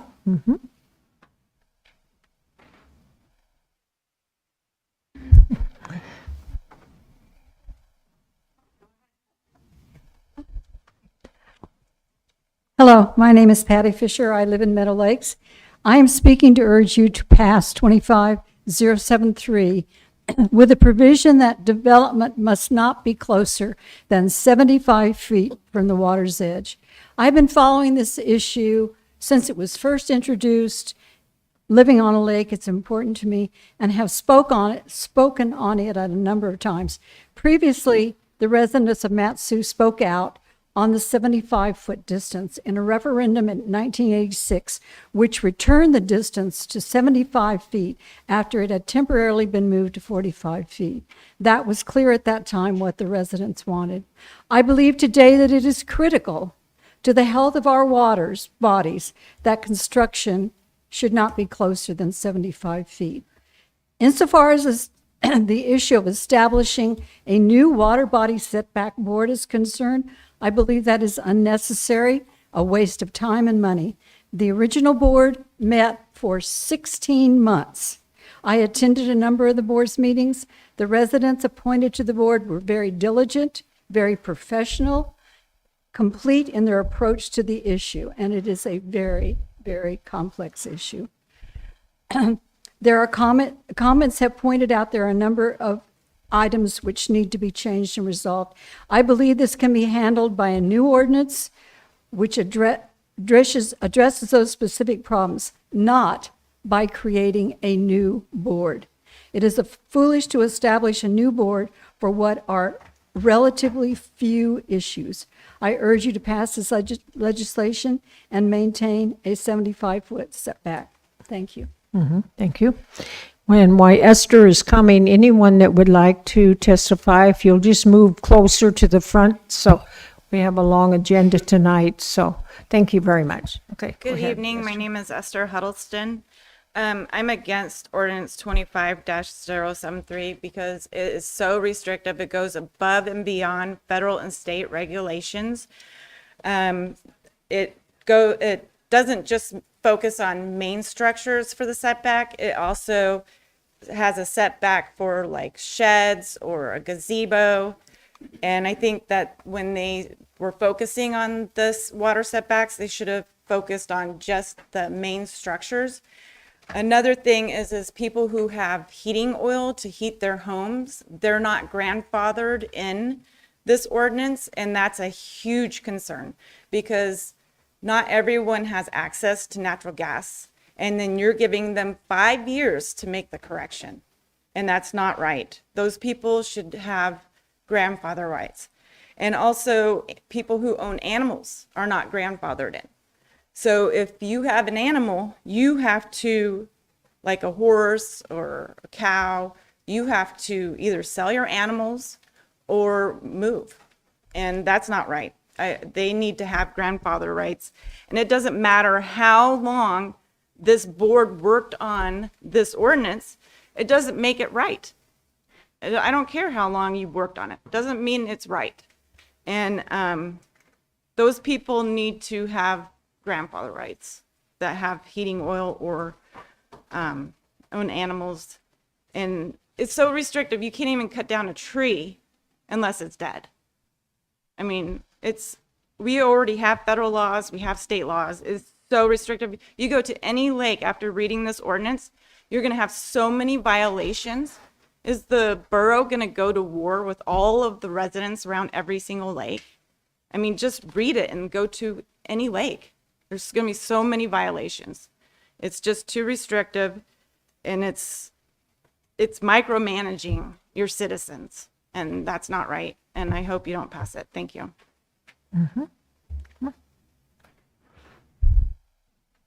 Good evening. My name is Al Belay, and I live at Big Lake, and I live on Long Island on Big Lake. And when I saw the Assembly's resolution that formed the advisory group, I was rather pleased with it, because what the Assembly did in their wisdom is they said, advisory board, we want you to do three things.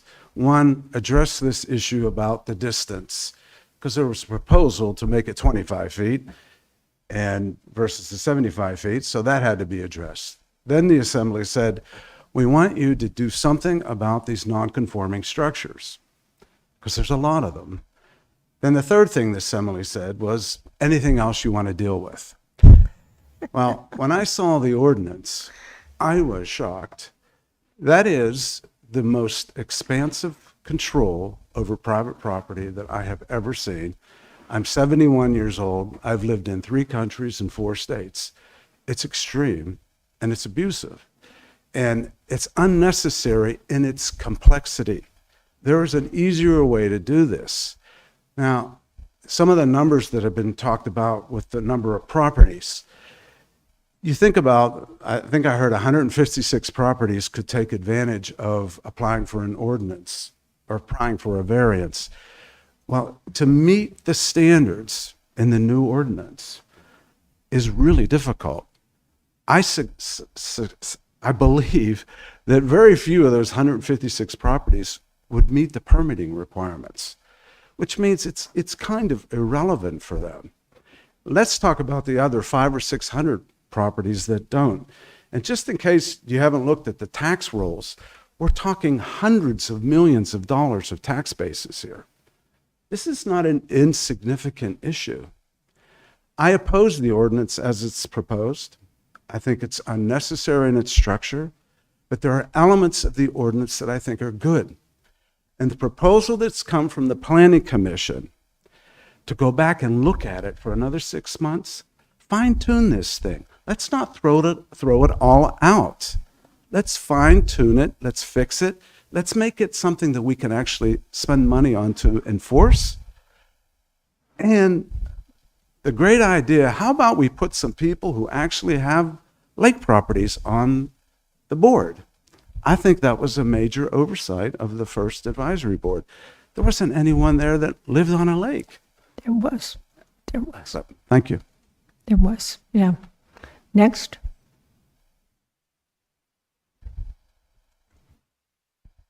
Thank you, Madam Mayor. My name is Lori Bolts. I live in Big Lake, on Big Lake. After submitting numerous letters of protest regarding the Water Body Advisory Board's recommendations, I would like to commend the Planning Commission on the complete rejection of these overreaching proposals. Hopefully, the Borough Assembly will move forward in a fair and reasonable fashion for all parties who will suffer the consequences of useless and unattainable measures.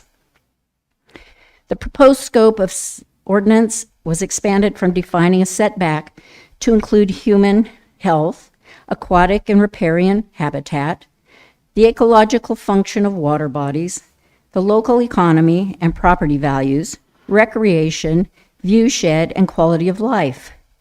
The proposed regulations overstepped the original intent of water body setback relief and made the resolution more onerous. The resolution retroactively expanded setback requirements, making compliance far more complicated, expensive, and in many cases impossible to achieve, while having little to nothing to do with the stated purpose of preserving water quality and everything to do with government overreach. Properties and structures that have existed on Big Lake, as well as other waterfront properties for decades, deserve a clear, practical path to compliance, not bureaucratic obstacles that make resolution virtually impossible. Adding more regulations without addressing existing compliance issues will further erode public trust in government and create additional hardships for residents who have invested their lives and resources in our community. Waterfront property owners deserve better than this inadequate proposal. We ask you, the Borough Assembly, to uphold your commitment to finding real solutions rather than creating additional regulatory burdens that compound existing problems. Let us get back to the original request of water body setback compliance relief and do away with ineffective, overreaching resolutions. Thank you. Thank you. Next.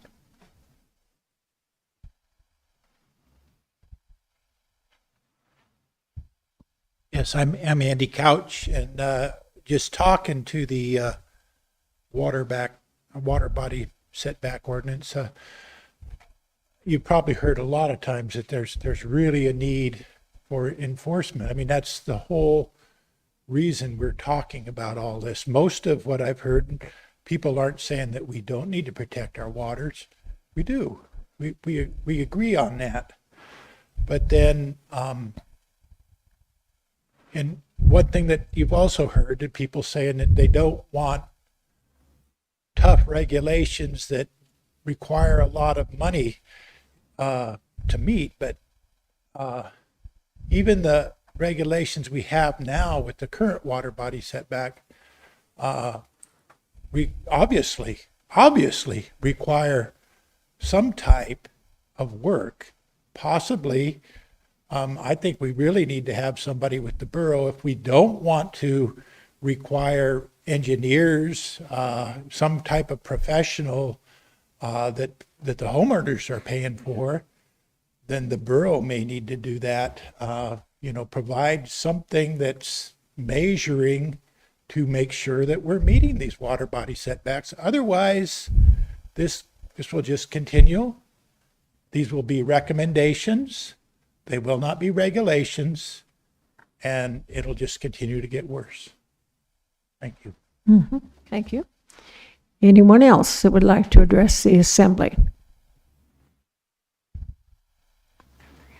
Okay, go ahead. Whoever's first online, please. Hello, this is Ruth Wood again, and I want to speak in favor of this ordinance. It's not perfect, but it's a start.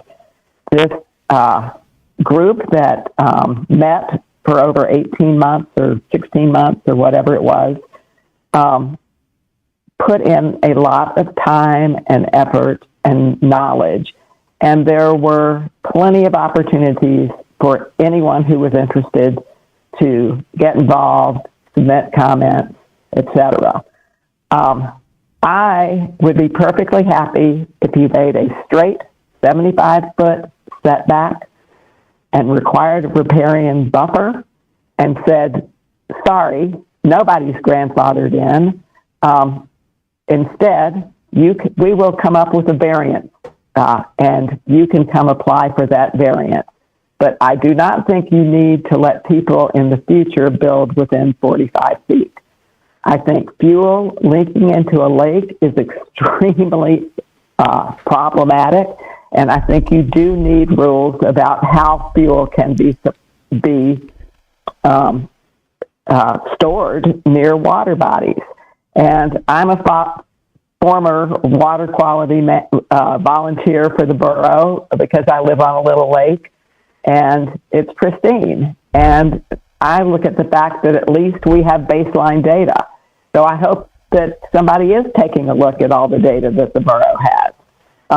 But a 70, and I think one of the simplest things the borough could do is institute a mandatory building permit for any building in the borough. It should be free, and you should have to have it in order to build. I think if you don't pass something, right now that 75-foot setback does not apply to commercial buildings. And commercial buildings with big asphalt parking lots can have a serious impact on lakes. This ordinance is not perfect, but it's trying to protect the reason many of us live in the Matsu Borough. It's because we like having lakes. We like to live on lakes. We like to be able to visit lakes. Water's important, and of course, salmon's important. I think that, when it says one of the Planning Commission's recommendations was that a third of the members be lakefront property owners. And I hope that that would be a wide range of property owners so that people like me would be involved, not just commercial property owners. So, I'd like you to pass this tonight, and then let's see how it works. Okay. Next person online, please. My name's Jessica Speed. I'm coordinator of the Matsu Basin Salmon Habitat Partnership, and thank you for the opportunity to speak. I'm here to simply offer information about the partnership in service of the Assembly's consideration of OR 25073. The partnership's a voluntary, non-regulatory coalition of over 65 diverse organizations, including the Matsu Borough, Alaska Department of Fish and Game, and many more. These partners share a vision for thriving salmon, healthy habitats, and vibrant communities. We commend the Assembly for your thoughtful efforts to address issues with violations of the current water body setback code while balancing water quality and other community values. And this includes support for creation of the diverse water body setback advisory board, who worked really hard to meet their directive over 18 months, and the partnership was honored to serve in a designated technical seat. Guided by a strategic plan, we've supported more than 100 salmon habitat projects in the Matsu, totaling over $4 million in direct funds.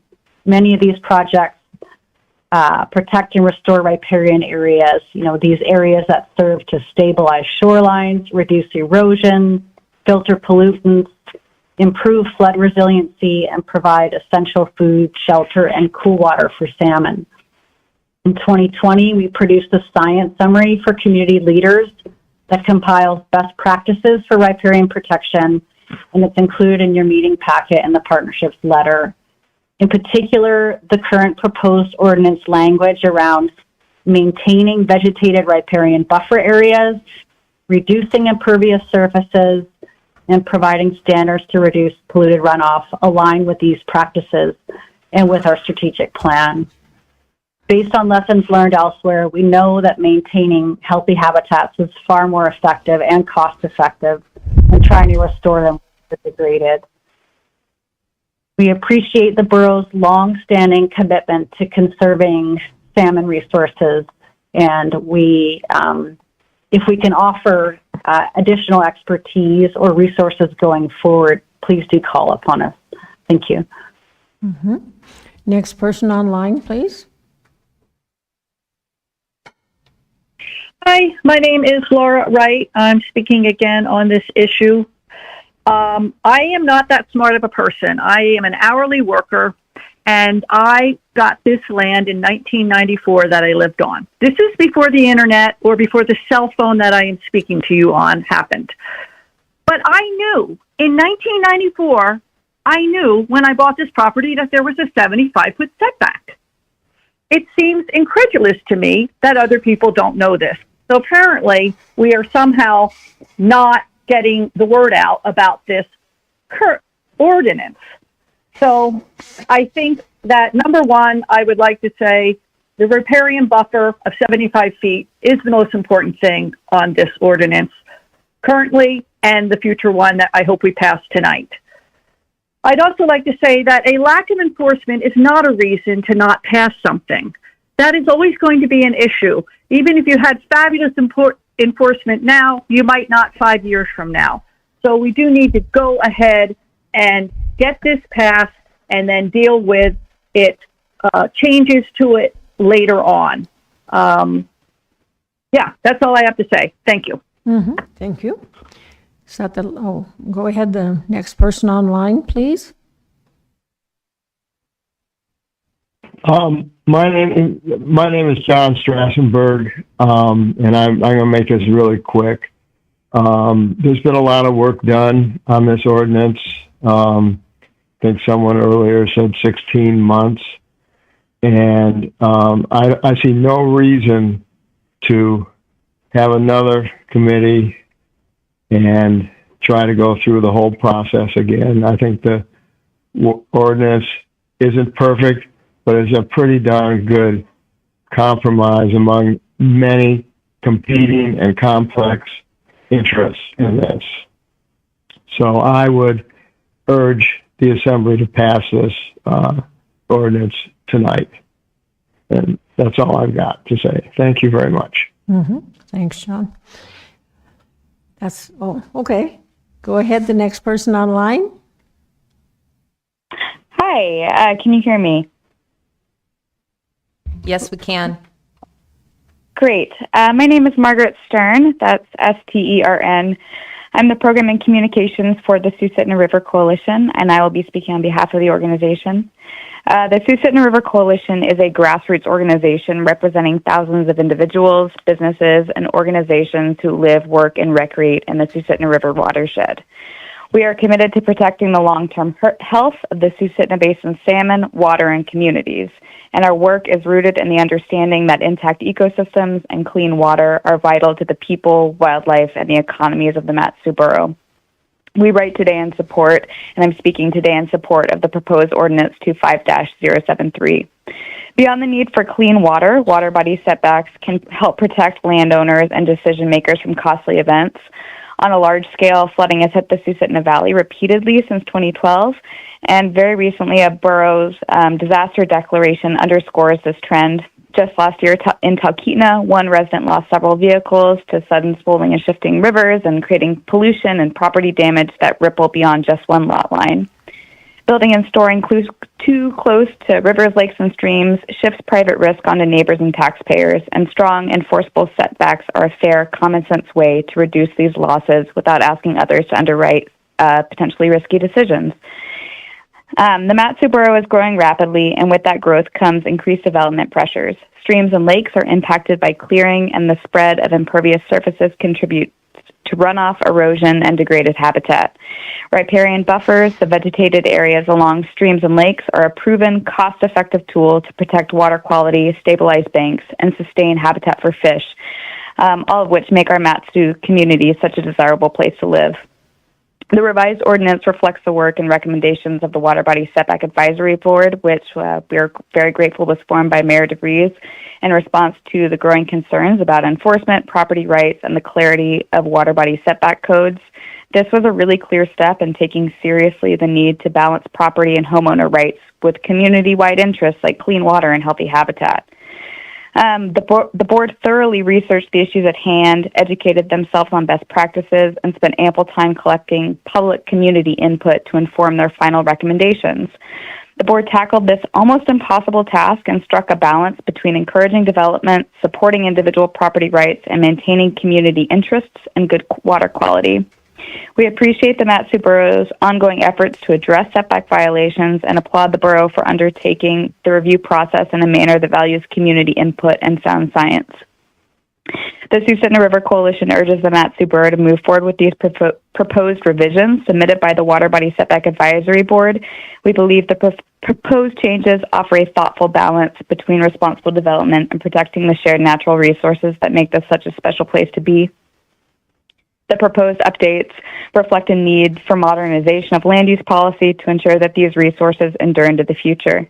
This includes stronger language around riparian buffers, reducing impervious surfaces, enforceable standards, all of which align with best practices.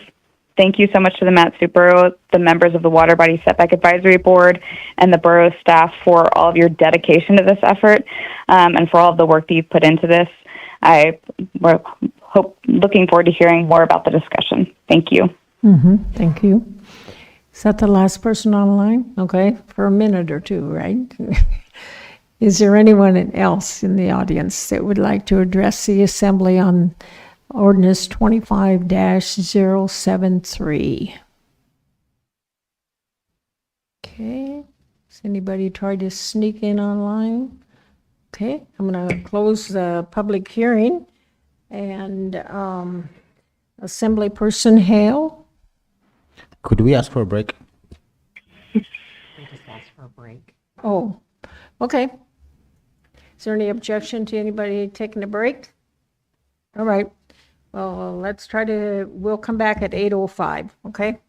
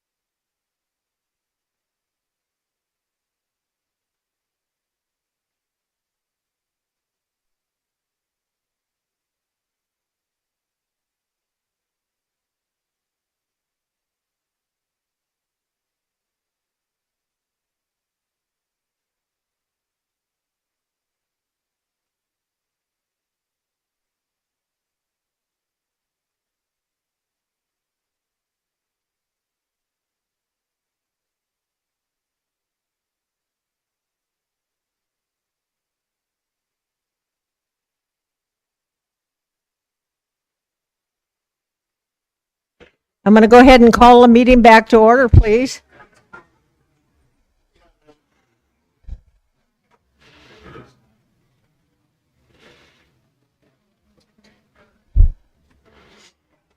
Did Tim make the motion? No. No, he didn't. Okay.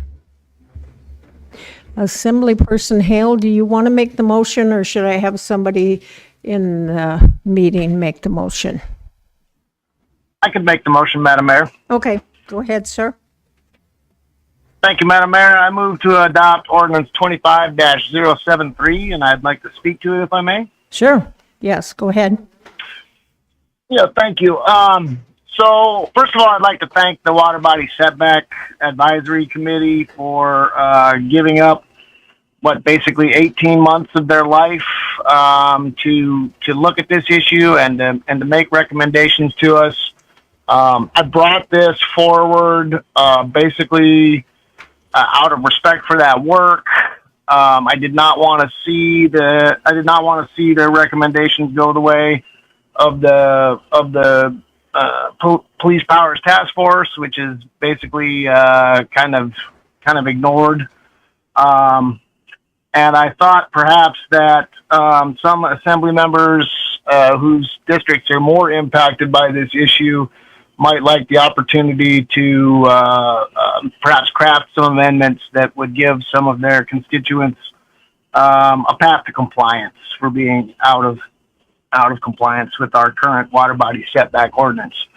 That being said, I do have a serious issue with allowing future development to take place within the 75 feet. I had considered offering an amendment that would basically strip everything out of this ordinance except for the mandatory land use permit and the riparian buffer. But I think that at that point, it would be a completely different ordinance. I do like the recommendations of the Meadow Lakes Community Council.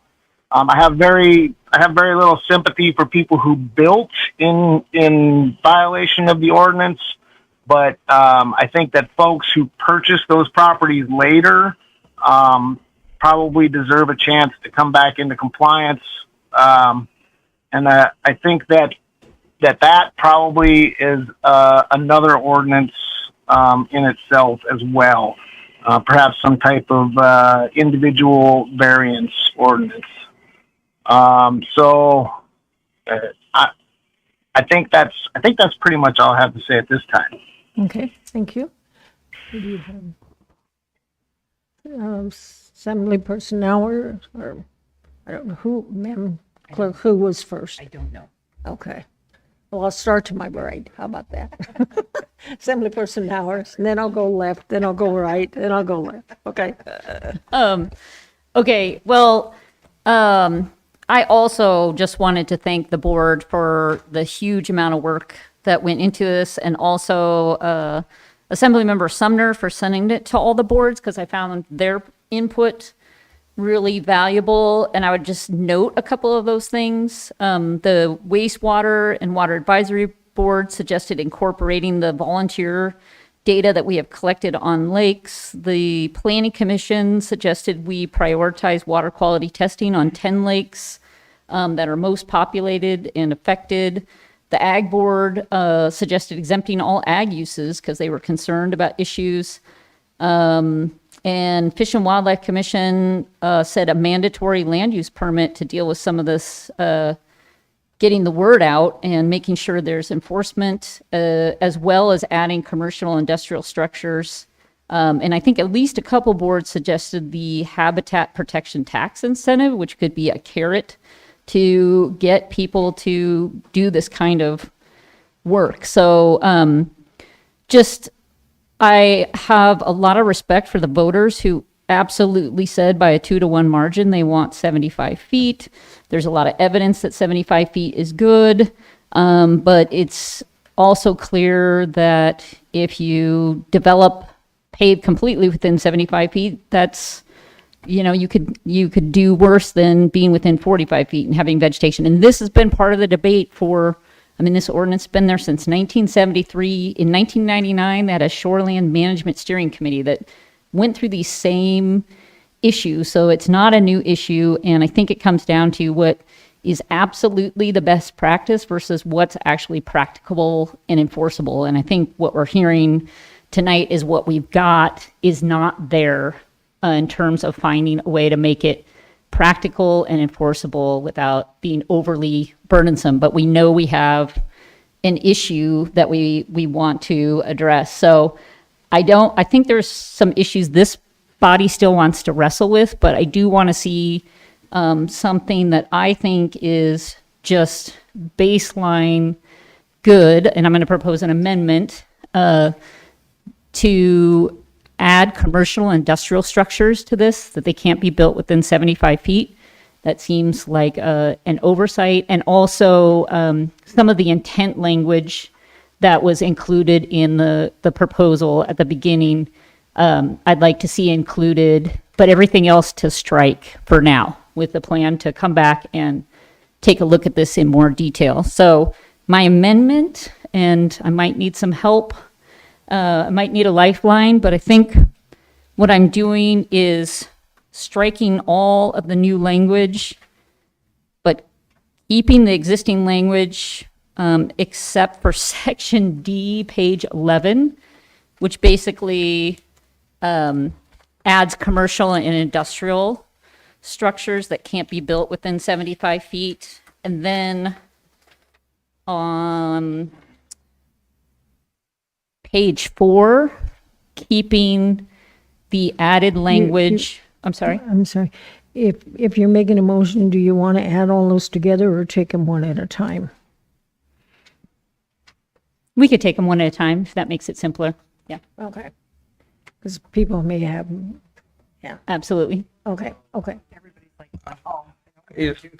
Oh, okay. I would just like to add the comment that I think what we're going to have is battling amendments here. So if we try and piecemeal, this thing together, we're going to end up just like the committee did with something in aggregate that no one really likes. So I would suggest that we take all of her amendments all at once. Okay, and then what are you going to do if you like one and you don't like two? Are you just going to vote for them no? Well, I mean, you could vote it down and then propose something else. So then we go back to taking them one at a time. Or you could refer to the planning commission. I don't mind putting them Okay. together. Okay. The other one is really simple. It just keeps the intent language that says, hey, we're doing setbacks because it protects water bodies and we're trying to, protect human health and ecological functions. So if you look on page 4, it's just keeping the language of why we're doing this. And that's something that was noted back in 1998 to say why you're doing something. Because if you don't say why you're doing something, you can't know if you're accomplishing the goal. And I don't think anything in there is controversial. So that's the extent of my amendments is Oh, okay. those two things. The Can way I you were clarify going something, at- Madam Mayor? The way you were going at it, I thought you had a whole page of them. So, yes, Madam Clerk, go Just, ahead. just to clarify, on page 4, you're saying keep B1 and 2.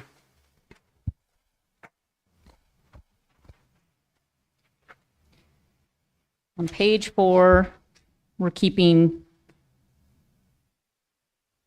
1, 2, B1, and Oh, I see. B2. Okay, got it. So everything that's on page 4, all the new language on page 4. Yep, that just Got all that language, just to speak to it, all that Okay. language says is, we know setbacks are good and we're trying to protect flowing waters and our fish and our health and all that. Okay, thank you.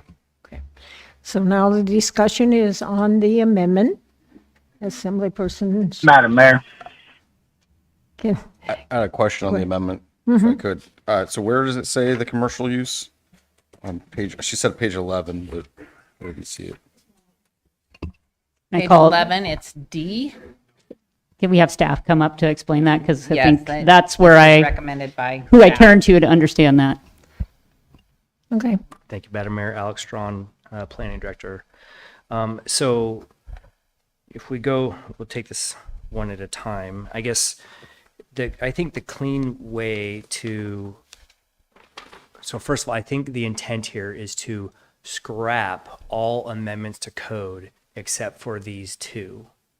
And the first one, I would recommend just maintaining all of section 4, which is amendment of 1755.005. So that starts on page 3 and reads through all the way to towards the end of page 4. And then if you go to page 11, there is, this is cleaning up. So this was eliminating a big section of code, one of which is subsection D, which is a special definition for what the water body setback applies to, a definition for structure, which is any dwelling or habitable building or garage. The normal definition of structure within just Matsu Borough Code, or in 1755 at the beginning, it's much more broad, and it says it includes any man-made structure that's above ground, that's not a deck above 18 inches, it's not a fence, a patio. It has a whole list of things that a structure is not. But eliminating this would essentially say all structures that aren't specifically exempt are required to be 75 feet from the water body, if that makes sense. Okay, further question? Assemblyperson Hale, I think you had a question. Go ahead. Thank you, Madam Mayor. Not a question so much as addressing the amendment. Okay, go ahead, sir. I think that this amendment, I appreciate what Assemblymember Nowers is trying to do, but I think that this amendment essentially it becomes a substitute ordinance, which is exactly the issue that I did not want to cause by proposing the changes that I would like to see in this ordinance, because essentially I would be striking the entirety of the ordinance except for a couple of portions. And I think that fundamentally changes the nature of the ordinance such that we should address it with a separate ordinance to be sent to the plan, to refer to the Planning Commission, to have its own public hearing. I do appreciate what Assemblymember Nowers is doing, but I think that this is a separate ordinance, not an amendment to this ordinance. Okay, thank you. Assemblyperson Gamble? Thank you, Madam Mayor. And if we did that, wouldn't we be getting into the same situation that we're in right now, where we're dealing with people that are now violating ordinance because we've got commercial industrial structures that are now within the 75-foot setback? Maybe we could ask staff, but I think they would be grandfathered, right? Because this would be a new thing, just like it was in 87 and 73. So anybody who's existing would be grandfathered. It would just be moving forward. Everybody would be equal if you're building a home or a commercial structure or industrial structure as far as a setback from the water body. Okay, But- thank you. Answer your question. Okay, yes, Assemblyperson Sumner, go ahead. I applaud the intent on this. I don't disagree with the intent. I've come to many members of staff of the borough with great ideas that had great intent, and then they pointed out to me, adverse or undesired consequences. Now, if you think about protecting the waterways, which is the ultimate objective here, if you tell a commercial building that they cannot put their building within 75 feet of the lake, they still need to use their property. They still need parking. What will go within 75 feet of the lake? The parking lot will. And that will have more runoff than if the building was closer. So, you're going to incentivize people to actually pollute the lake more when they build new commercial buildings or industrial buildings with this change to the ordinance. So I will not support it. Okay, further discussion on the amendment? Okay. Yes. go ahead. Respond briefly to that. I mean, I think we could debate all day something not being perfect, and you're right, I agree. But I think the intent of this is to get a step forward, and then I think the intent of this body would be to, whether it's a new task force, an additional meetings of this body to come forward with those other things, because we know it doesn't make sense to have a parking lot all the way down to the water. And I would hope a commercial structure wouldn't do that. But this is just a ability to make a little bit of forward progress and then come back and delve into some of these issues. Okay. So there's an objection to the amendment. So, Madam Clerk, would you? I can get the members in the room to go ahead and vote. Assemblymember Hale. No. Madam Mayor, it passed with Assemblymember Nowers in favor. It failed with Assemblymember Nowers in favor. Okay. All right. So now I'm going to the left side of my arm here. Assemblyperson Gamble, go ahead. Thank you, Madam Mayor. I would move to postpone this ordinance 25-073 until date certain, the first regular assembly meeting in May. And the reason why I chose that date is that would give time for legislation to be drafted so that we could form another task force. That task force could be put together and could deal with the recommendations by the Planning Commission and come back. And that would give them plenty of time to get that 6-month period in and then come back and report to us. And I think that would give us the information that we need. I don't want to kick this down the road anymore. I appreciate all the work that the prior task force did. But I think there's some things that need to be addressed, and I think they can be done in that 6 months, and we can come back with not a perfect product, but with a really good one, and we'll be ready to vote for it in June. Just to let everybody know, that would be May 5th. Okay. All right. Assemblyperson Madam Mayor. Sumner, go ahead. Or I'll get you in a minute, sir. Thank you. Actually, Mr. Gamble, I would ask that you hold off on the vote for the postponement until I propose another amendment first. We can vote yes or no on first. Will do. So I withdraw my proposal. Okay. Is there an objection for him to withdraw? Okay. Okay. No. Do you want to get to Mr. Hale or? Well, maybe Assemblyperson Hale, is your question in order now since that amendment has been withdrawn? No, ma'am, it's no longer in order. It was on postponement. Okay, thank you. Okay. I have Okay, a question Deputy for Mayor? staff. Pardon? I have a question for staff. What was the biggest thing that was going on with the Planning Commission as far as, didn't they vote unanimously not to go forward with this? Can you enlighten us with a few of the reasons? Go ahead, sir. So I prepared a resolution, as I always do, in support. That's where we start. And I gave a bunch of whereases, why to support it. They unanimously voted to not adopt that resolution that I prepared for them. In your packet is the resolution that they did adopt. And I mean, I can read the reasons if you would like, but it is a 5-page resolution describing why, or what their recommendations are and why. Yes, we do have that. It is attached to the IM. Page 17 of your IM.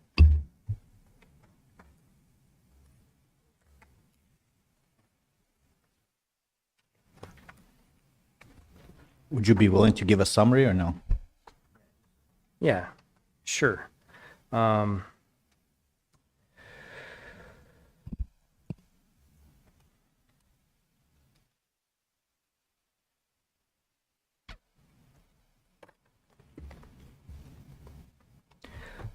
they did find that, I think that it was over regulatory. Let's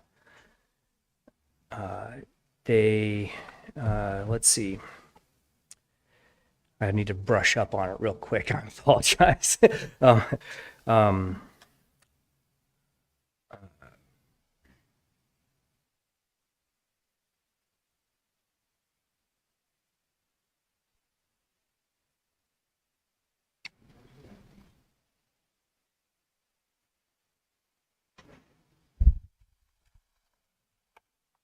So I mean, I think the easiest to give the rationale would just be to read the whereases. There are not too many whereases. Please, yeah. Whereas the Planning Commission has reviewed Water Body Setback Ordinance 25073, whereas significant public input and comment have been received regarding the proposed ordinance since its publication, highlighting diverse perspectives and concerns. Whereas the Planning Commission finds that unresolved issues, including potential restrictions on mining activities within the Matanuska-Susitna Borough, require further evaluation to ensure balanced and fair regulation. It was recognized at the public hearing that mining operations, which are sort of required to do a lot of work within a near a water body, would be affected by this, and that it wasn't really addressed at the Water Body Setback Advisory Board level.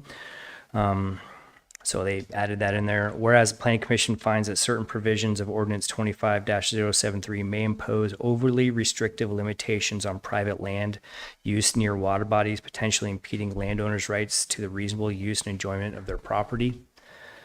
Whereas the previous Water Body Setback Task Force did not adequately address the cost or methods of enforcement for the proposed ordinance, particularly for properties located off the road system, creating uncertainty for implementation and compliance.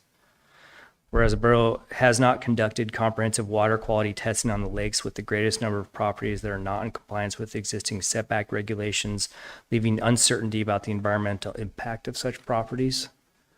Whereas the previous Water Body Setback Task Force did not include sufficient representation from lakefront property owners whose perspectives are critical to developing fair and effective setback policies. Whereas the Planning Commission recognizes the importance of protecting water bodies while balancing economic, recreational, and especially the property rights interest of borough residents. I'm close here. Whereas the establishment of a new dedicated task force would provide a structured process to thoroughly review public comments, assess the impact of the proposed ordinance, and develop new recommendations that address the concern of all stakeholders, including those rural and off the road system, as well as mining and commercial interests.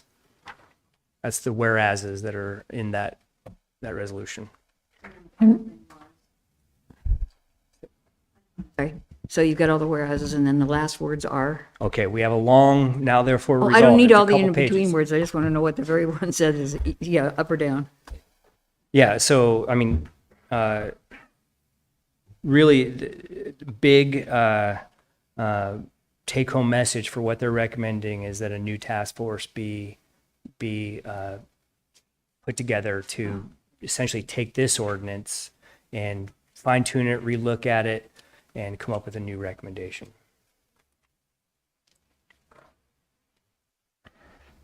Okay. Some Pearson Campbell, go ahead. Thank you, but Alex, you kind of stopped right before the meat of the resolution there. They had 7 specific items that they thought that the new task force should focus on. So could you read those for everybody, please? Thank you. Happy to, yes. Assemblyperson Sumner. He just asked Alex Okay. to read some more stuff. Okay, so now, therefore be it resolved that the Matanuska-Susitna Borough Planning Commission recommends that the Borough Assembly establish a new water body setback task force to, and we have a list here, review all public comments and concerns submitted regarding water body setback ordinance 25-073. 2, evaluate the potential impacts of the ordinance on mining, agriculture, recreation, and private property rights within the borough.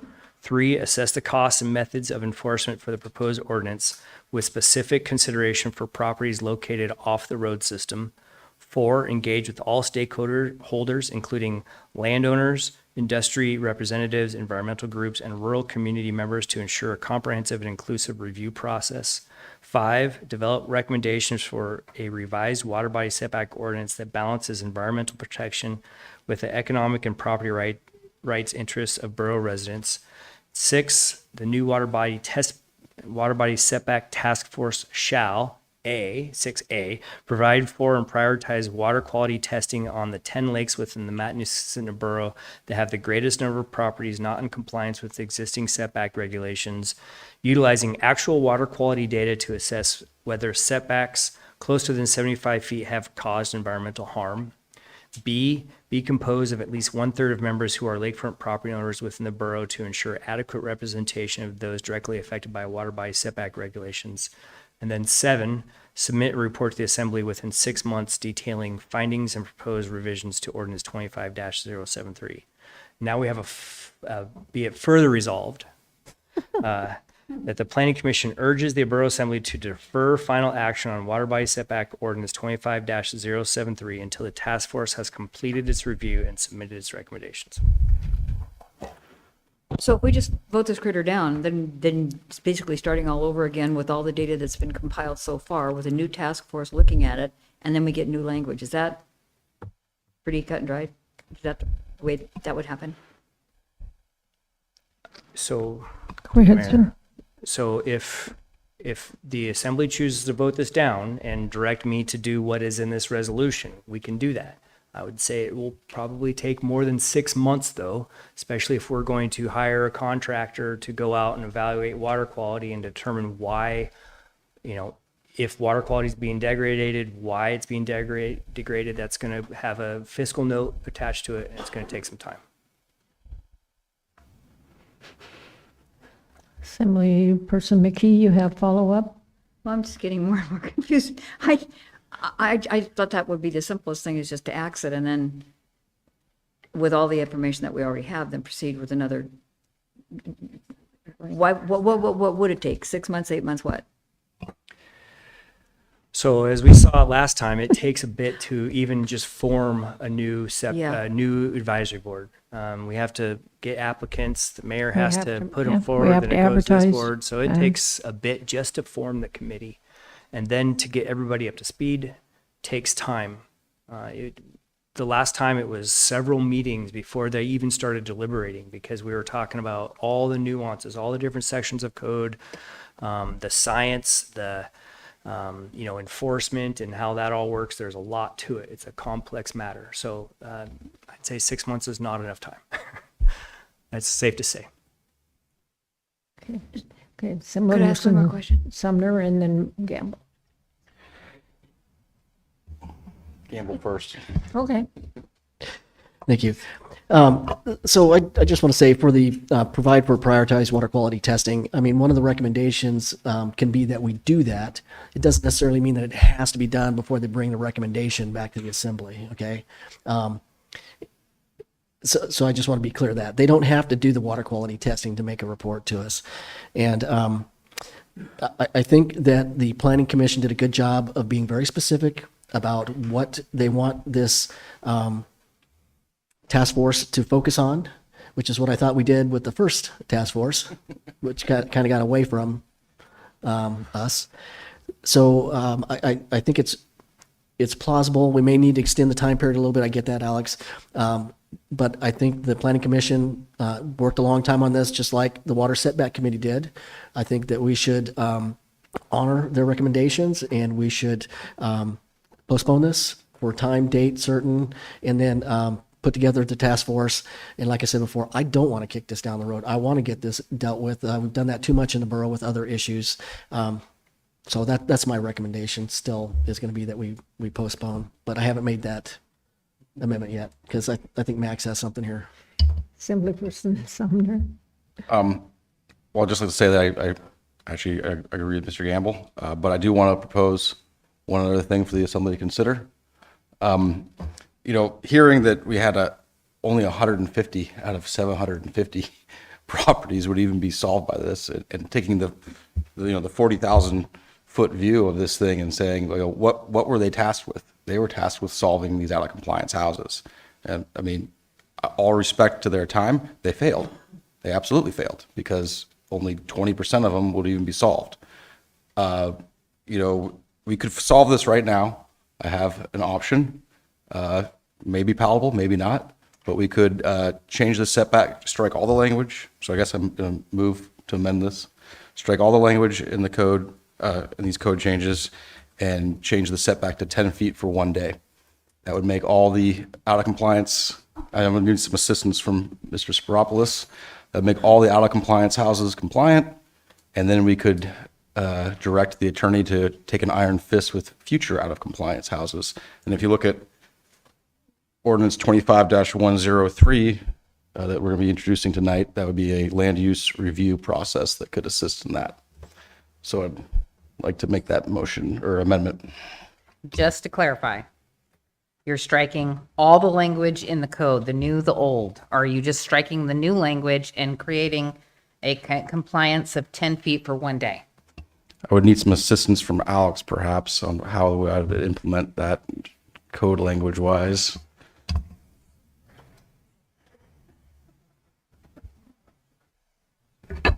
Point of order too, it was brought up earlier that this is like a completely new ordinance, so I'm wondering if this would be out of bounds for creating a completely new ordinance from the one that was put forward to the public. We have not had a chance to comment on the 10-foot setback for sure. Well, I don't think you could build very many structures in 1 day. I mean, I would. Mr. Attorney, do we have some input from the attorney?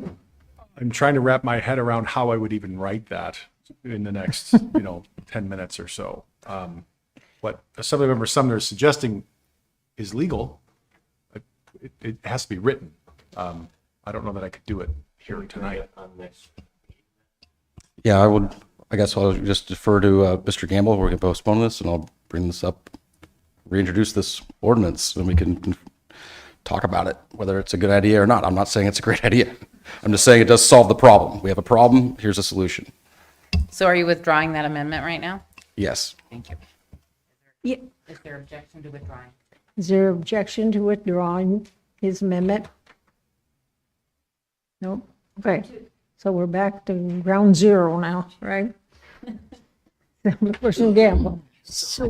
I don't get to speak to the 1 day amendment because I know that we've spoken quite a bit up here with the setback ordinance and fairness to people that have knowingly built within the 75 feet. And so in 1 day, we're going to absolve all their sins with a 24-hour ordinance. I really, really have a problem with that. And I know a lot of my constituents that I've talked to have a hard time with something like that also. So I'm going to go back and make a motion, the same one that I made before, that we postpone ordinance 25-073 until time certain, the first regular assembly meeting in June.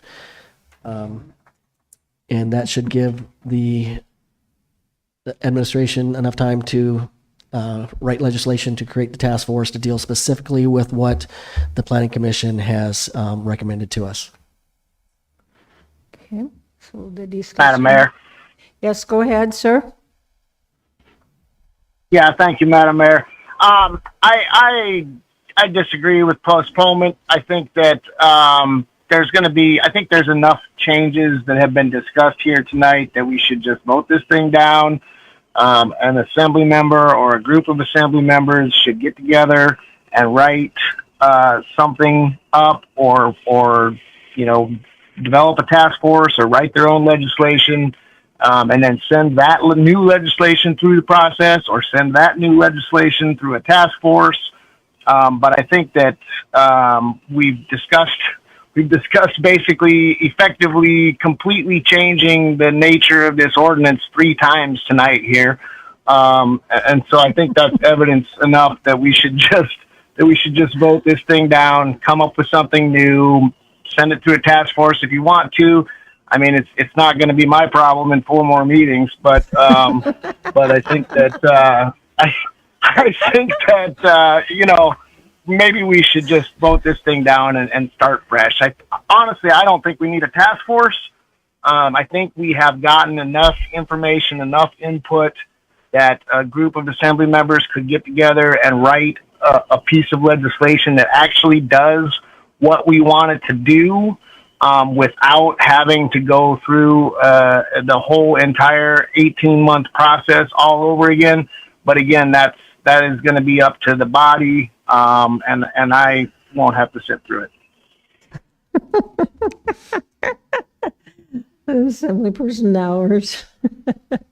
Yeah, the irony of a task force on top of a task force is not lost on me. And I do agree with Tim. I think this body needs to sit down with those ideas. And if there's a way to do a committee of the whole or a meeting of the assembly with the public, like we did on the junk and trash ordinance. We sit down with, because I know there's some people in the community who have ideas. I think we need to decide and talk about some of the major things in this, like enforcement. Like that is just not addressed at all in this ordinance.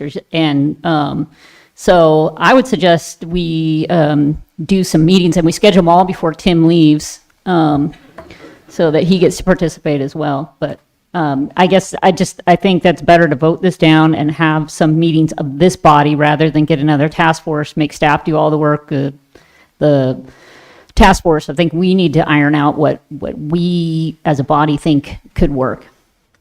Deputy Mayor? I agree as far as voting it down. I mean, bottom line, we're trying to bring 755 homes into compliance. And if we're only doing 150, we're not doing our job. Okay, Assemblyperson Gamble? Yeah, I'm curious what this whole meeting thing would look like. My fear is that if we vote this down, this is just going to kind of disappear into the same spot that the police task force report did. We have a framework that a task force spent months, and I know Assemblymember McKee has spoken many times about process, and these people have spent months and months working on this. We have a framework. The Planning Commission has reviewed that framework and said there's a few more things we could look at here that we think needs to be looked at, and then we have a much better product. So I don't think we should scrap it. I think we should just send it back, have a new task force put together with the composition of the membership like the Planning Commission recommended, and let them come back 6 months after they convene and make recommendations to us. Assemblyperson Fauna, did you have? I wanted to get in a while back, but we sorry. went back and forth 5 times already. So a lot of the stuff is probably already irrelevant. There was a few ideas that were bounced good. I am either way. I'm okay giving them more time, but when we give them more time, we give them this much more homework. Where if we kill it and postpone it indefinitely, and all of these points, I still think whoever's going to be working with the task force or that, all this information will be available to them. They will probably be able to take out bits and pieces and to work on all of this. So I think all that work is not in vain. I think they just it got sidetracked to where it went different direction to where the purpose was to help the people get more compliant. If this, I think, had at least 50% result of people being able to come compliant, I would say there's some merit to it. But when we're 20 to 25, I think 20 some percent, that doesn't necessarily achieve the goal that we wanted to achieve it back when there were several different assembly members on this body. So in that case, I say I will support you voting this thing down and working with your assembly, possibly inviting community members, not community members. I'm going to say give a notice to all those people who are in violations to come so we can have that discussion back and forth. Because we're almost like there's a lot of people that are trying to resolve issue that are them personally are not affected. We've heard very few testimonies from people that are personally affected, and they want a very clean method. And if we're going to do this at 45, at only benefiting potentially given path with people for less than 20%, I don't think that completes the task that we wanted to do. So I'm going to vote this thing down, and I will be open to having the people who are directly affected by this in violations, who we heard from few people. But I think if we gave notice to them and then had them participate with us, I think we would have a real good picture, maybe how we could come up with a solution that is actually fairly workable. Okay, is it some of the person hours? Yeah, I want to throw one more thing out on the table. I could support postponing this to keep it on the table.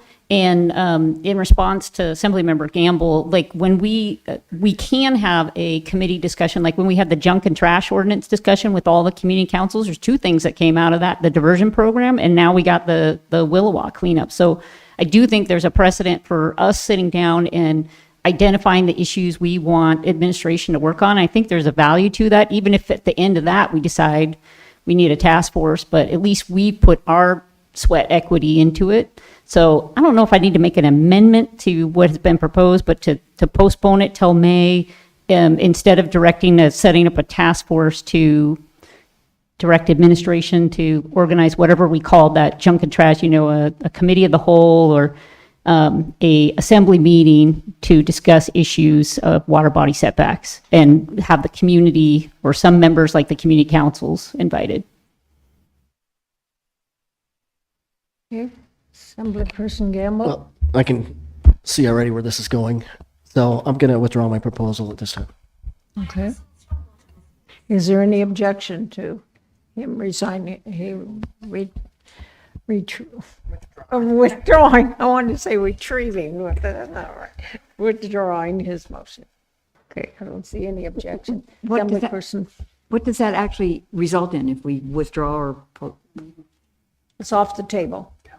The motion to postpone is off the table. We're back to the main motion. So we either voted up yes or no? Okay. Okay, let's start down that end. All right. Madam Mayor? Go. I would make a motion for us to vote this down right now. Okay. Are you no- moving to postpone indefinitely? No, to vote it down. To vote on this as written. You're just asking to take the main motion vote, okay. Correct. Yeah, So that, Okay. calling the question, if somebody opposes it. okay, all righty. Assemblyperson Okay. Okay, is there any objection to calling the question? Sumner opposing. I just had a question. That's good. Okay, is there any objection to calling the question? Yeah, I don't see any objection, so Madam Clerk? Madam Mayor, I do believe there's objection, so on the main motion, so if the members can vote. So this is to vote for or against ordinance 25-073. Yes would be to approve it, no would be to defeat it. Assemblymember Hale. No. Madam Mayor, it failed unanimously. All righty.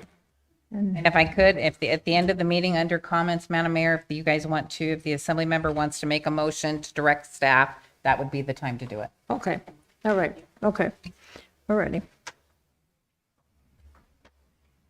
We are now on ordinance 25085, an ordinance accepting and appropriating a grant in the amount of $44,000 from the Alaska State Department of Health and Social Services for the continued management of points of dispensing and medical countermeasures. For the accompanying resolution 2571, a resolution approving the scope of work and budget for the continued management of points of dispensing and medical countermeasures.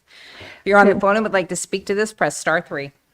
At our pre-assembly meeting this afternoon, we were discussing, so I was wondering if the assembly is okay in order to speed things up, not to have staff reports. If on some of these ordinance that you want a staff report, say that.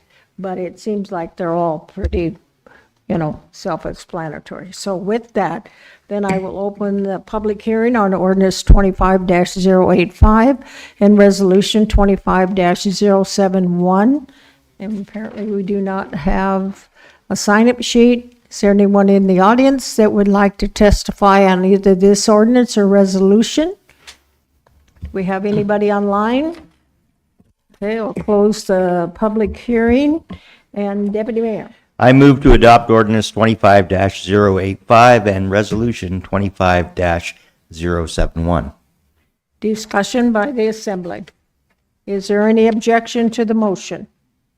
Seeing and hearing none, and the legislation has passed.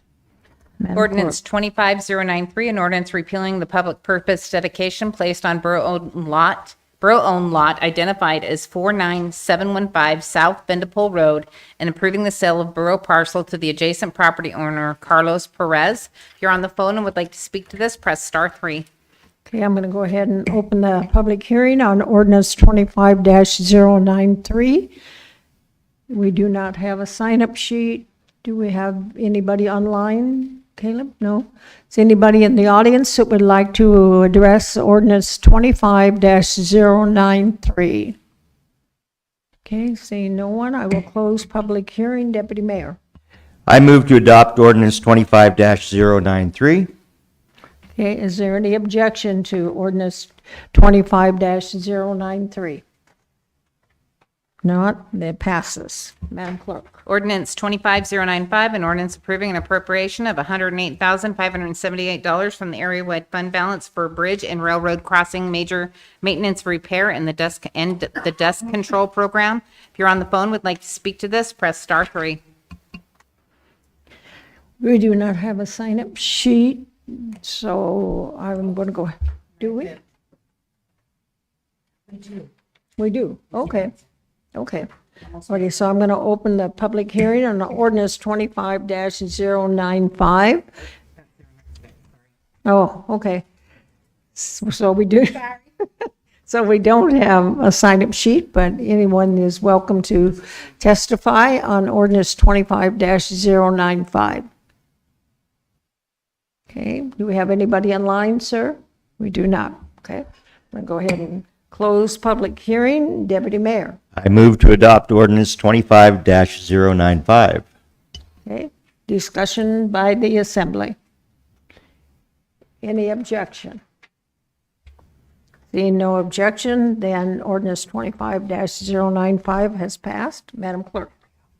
Ordinance 25096, an ordinance approving the fair market value of borough-owned land to the Alaska State Department of Transportation and Public Facilities for the purpose of public right-of-way needed for the Bogard Road and Ingstrom Road improvements. If you're on the phone and would like to speak to this, press star 3. Okay, I'm going to go ahead and open the public hearing on ordinance 25-096. And Rod, you had signed up for this one? Yeah, I don't have anything I need to say. Okay. All right, thank you. I'm sorry, I don't mean to intimidate you. We will allow you to speak. We're not going to get quite that restricted here. Is anybody in the audience that would like to address the assembly on ordinance 25-096? Anybody online, sir? We do not. Okay, with that, we will close public hearing. Deputy Mayor. I move to adopt ordinance 25-096.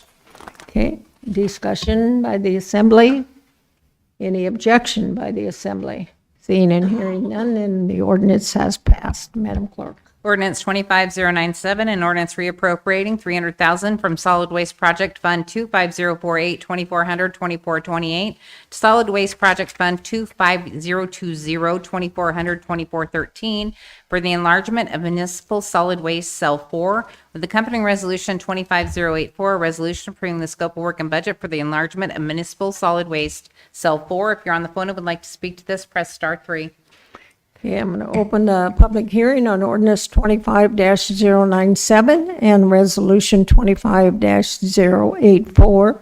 We do not have a sign-up sheet, but if there is anyone here that would like to testify on either this ordinance or resolution, you're welcome to do that at this time.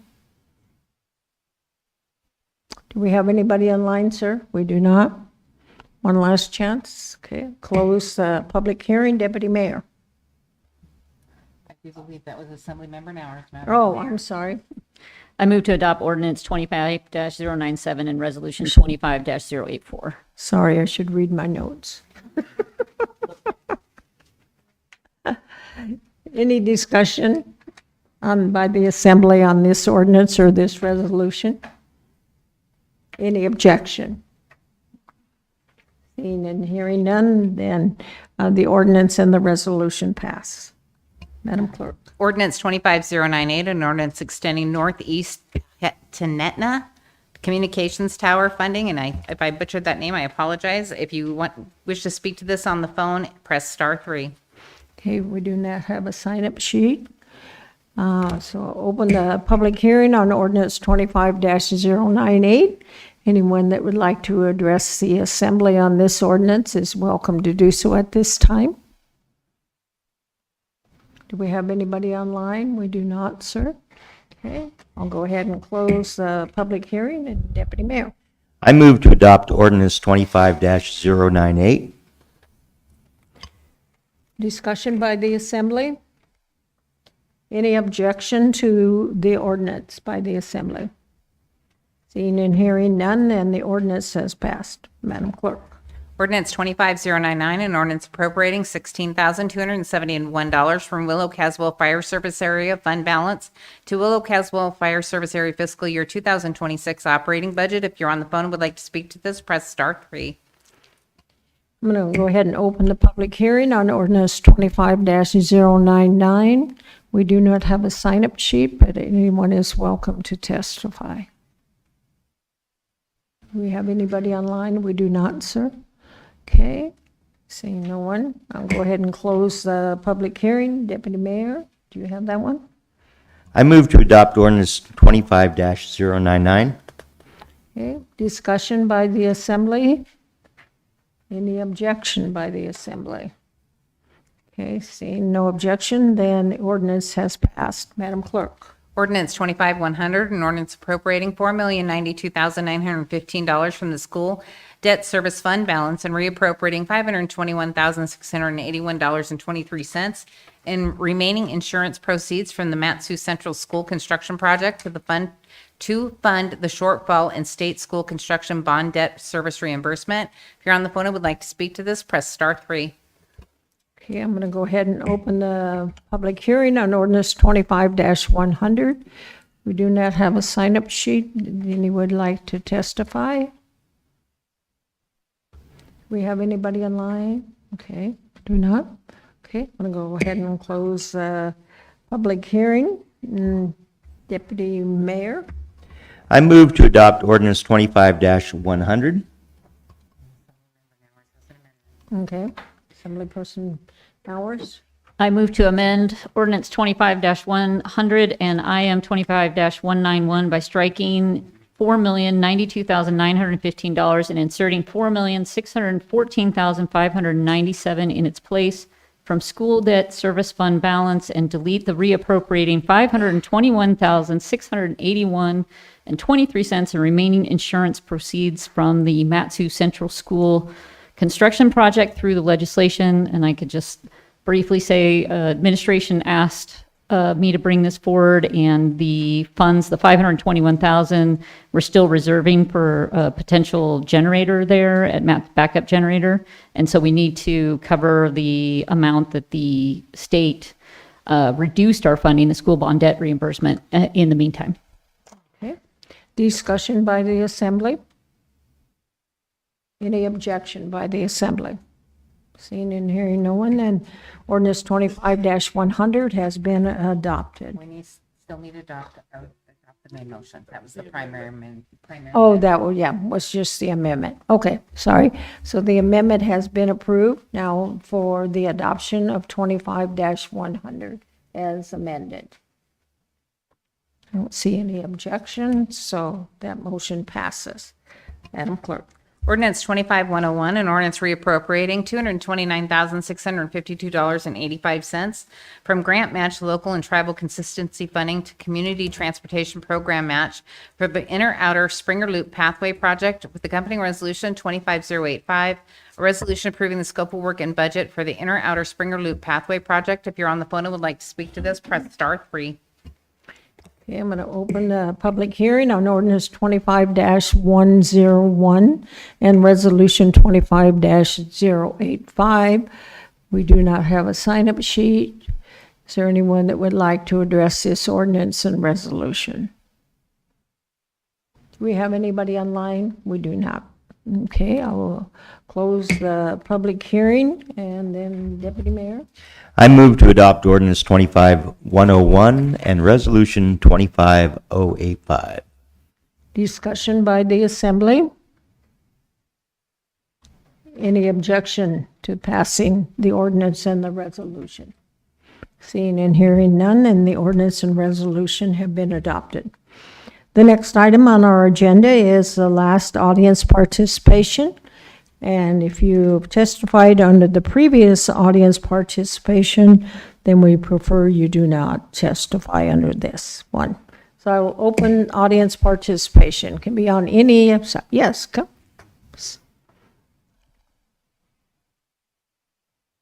Madam Mayor and Assembly members, Mr. Brown. Back to 073. I don't think you all quite understand, if you don't do it correctly, you will prohibit natural gas mining, you will prohibit oil drilling, you will prohibit coal mining. And I've mentioned all these things because I used to own an oil distribution company for Texaco. And I own some mining claims. And I listen to you all, and I'm glad you care. But the mining claims are between me and the federal government and the state DNR.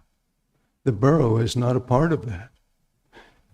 If you legislate particularly flowing waters, you will really destroy the mineral mining, and there is a tremendous amount of it in the borough.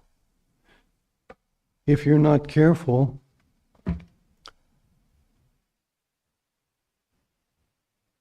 I think we'll spend years in court, because I know I have to pay for things, and so does everybody else who has a business that participates in mining. Now, please don't misunderstand what I'm saying. You want to protect the lakes, that's good. You want to, if someone wants to put a drill in a lake, well, for them to tell you how they're going to do it, to see what the impacts will be, that makes sense. But if you pass a law that says you simply can't do it, then I think half the borough will move, because we do business. Mm-hmm. Now, I'm not throwing stones.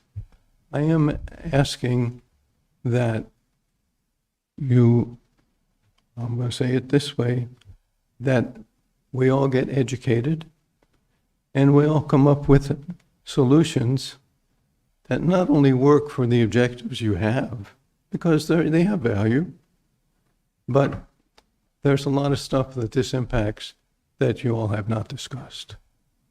And so, my name is Dave Palmer. I have some mining claims. As I say, I used to own an oil company. I used to work with some of your members for the federal government. So, anyway, I'll be happy to help you any way that you would like me to try to do that. So please, you need to talk to me. I think you have my phone number. I was the chair for several of the borough committees, and I know Mr. Strawn has a way to get hold of me. So anyway, if I can help you, please let me know. But I'm trying to expand your vision.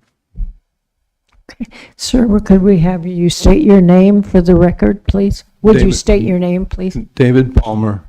Yeah, okay. So anyway, right. Thank you for listening. Mm-hmm. Thank you for testifying. Good night, sir. You have any Anyone? questions? I think we're fine. Thank you. Anyone else in the audience? Yes. Mike, come forward.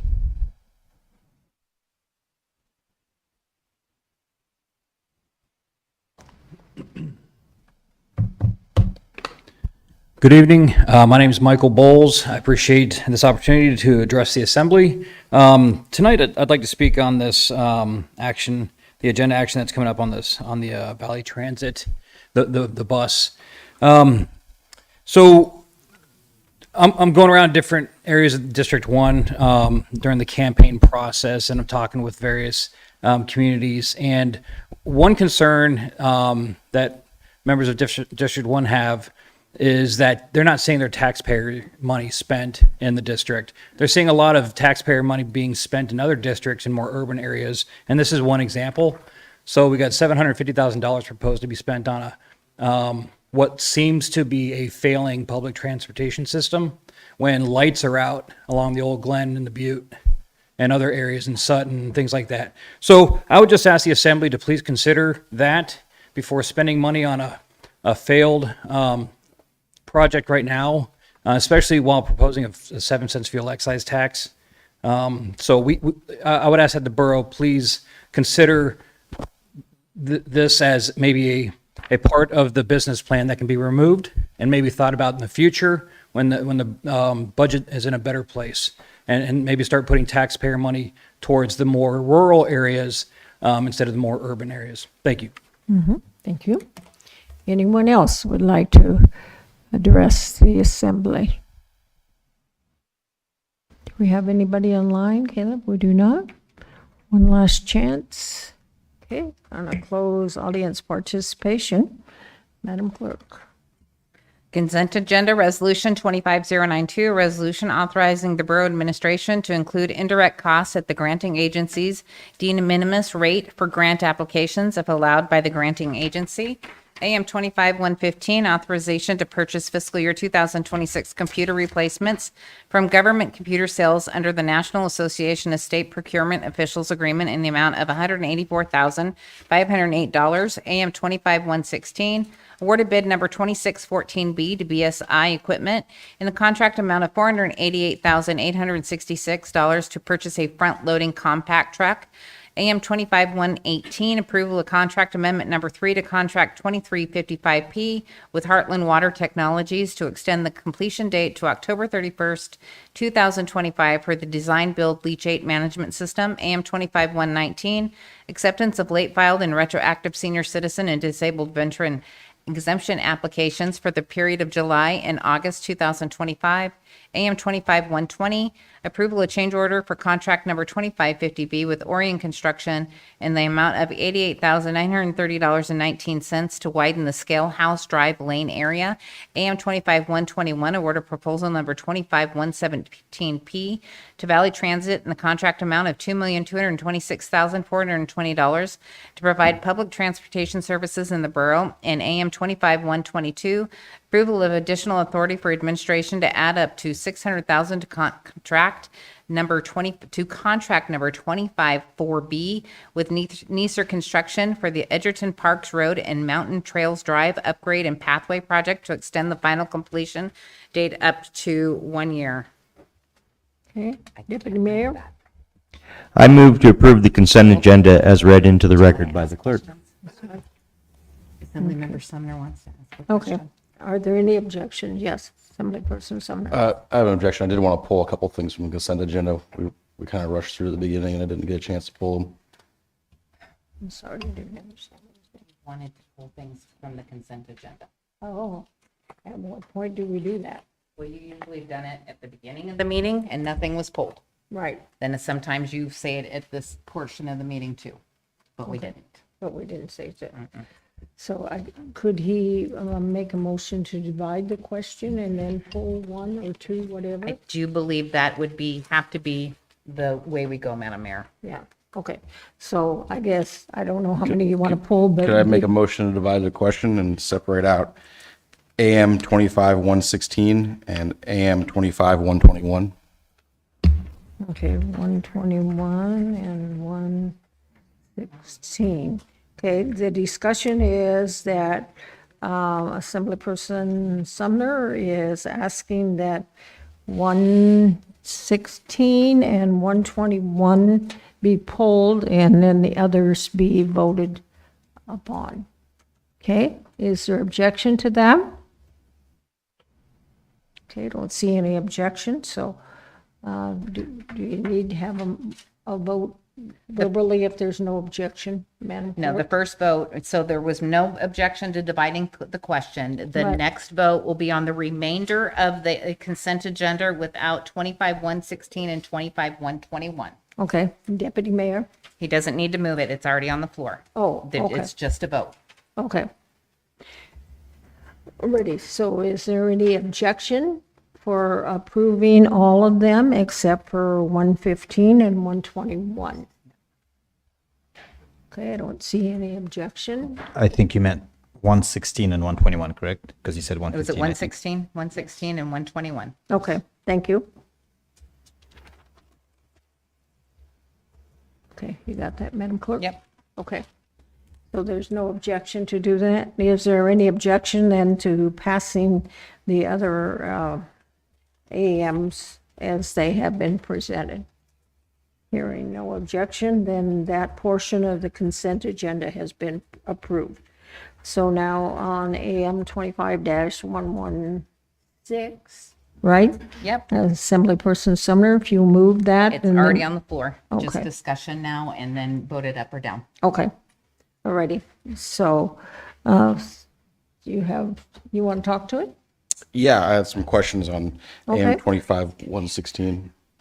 Well, oh, yeah, we only received one bid for that one, and I was just wondering if we could shed some light on why we only got one bid on a front-end loader. It seems like a front-end loader is something that a lot of companies could provide.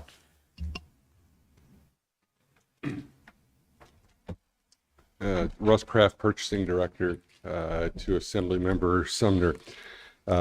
This is kind of a deja vu. This exact, or not this exact, but this truck came before the Assembly a couple months ago, and this discussion came up. At that time, we put it out, we had a very tight specification, and there were the Buy American, Build American requirements in it. After getting approval, we went to execute the contract and buy it. And because of all the tariffs and everything going into place, we were unable to actually secure all of the paperwork required to comply with all of the BABA requirements at that point. The supplier was unable to provide that to us. So based on the comments that we received that night about the fact that we only had one bid, and we had a very tight specification, and Jeff Smith is here. He could probably talk a little bit more into why the truck is built the way that it is. We loosened the spec up. In fact, you mentioned AI earlier tonight. One of the things that Tom Adams did, the Public Works Director, is he took that specification and he said, give me a generic spec, and threw it into AI. And AI kicked out a very liberalized specification. But it still included the certain items that Jeff felt as though were very critical based on his research that had to be integrated into this truck. We went ahead, we posted it online again. It went out on Bonfire. We had over 100 document takers on it. We had people that were researching it through, inquiring questions all the way through. But when it got to the very end, again, we received one bid. So it's a very specialized piece of equipment. There are items built into it that I'm not going to say they're proprietary, but they tend to lead themselves to just a smaller group of suppliers. And then in addition to that, we also have a maintenance component. We don't want to buy a piece of equipment up here that there's nobody up here that can service that piece of equipment. So I think the combination of just the required elements, that requirement to have the service available up here is what limits it to just a handful of vendors. And in the end, only one vendor could not only supply us with that equipment, but also meet the BABA requirements in order for that federal funding to cover the cost of this. Cool, thanks. That's really detailed. I appreciate it. Assemblyperson Falmouth? What was the last time the bid was at? Because didn't see. It's 488. Was it more or less, or? I don't have the exact number. It was right. I would say it's within 10% of that number. I can get that for you and research it. It was pretty close. Okay, thank you. Okay. Further discussion on the motion that's on the floor. Somebody has their light on. Deputy Mayor, is that you? Okay. Okay. Oh, yes, Assemblymember Summer. Oh, I just want to say thanks for hearing us and enacting it. Okay. So now they vote on that, right? Okay, is there any objection to passing AM 25-116? Okay, hearing no objection, then it is passed. Madam Mayor, now we are on 25-121, and the motion is already on the floor. Okay, so discussion on 25-121. Assemblyperson Sumner?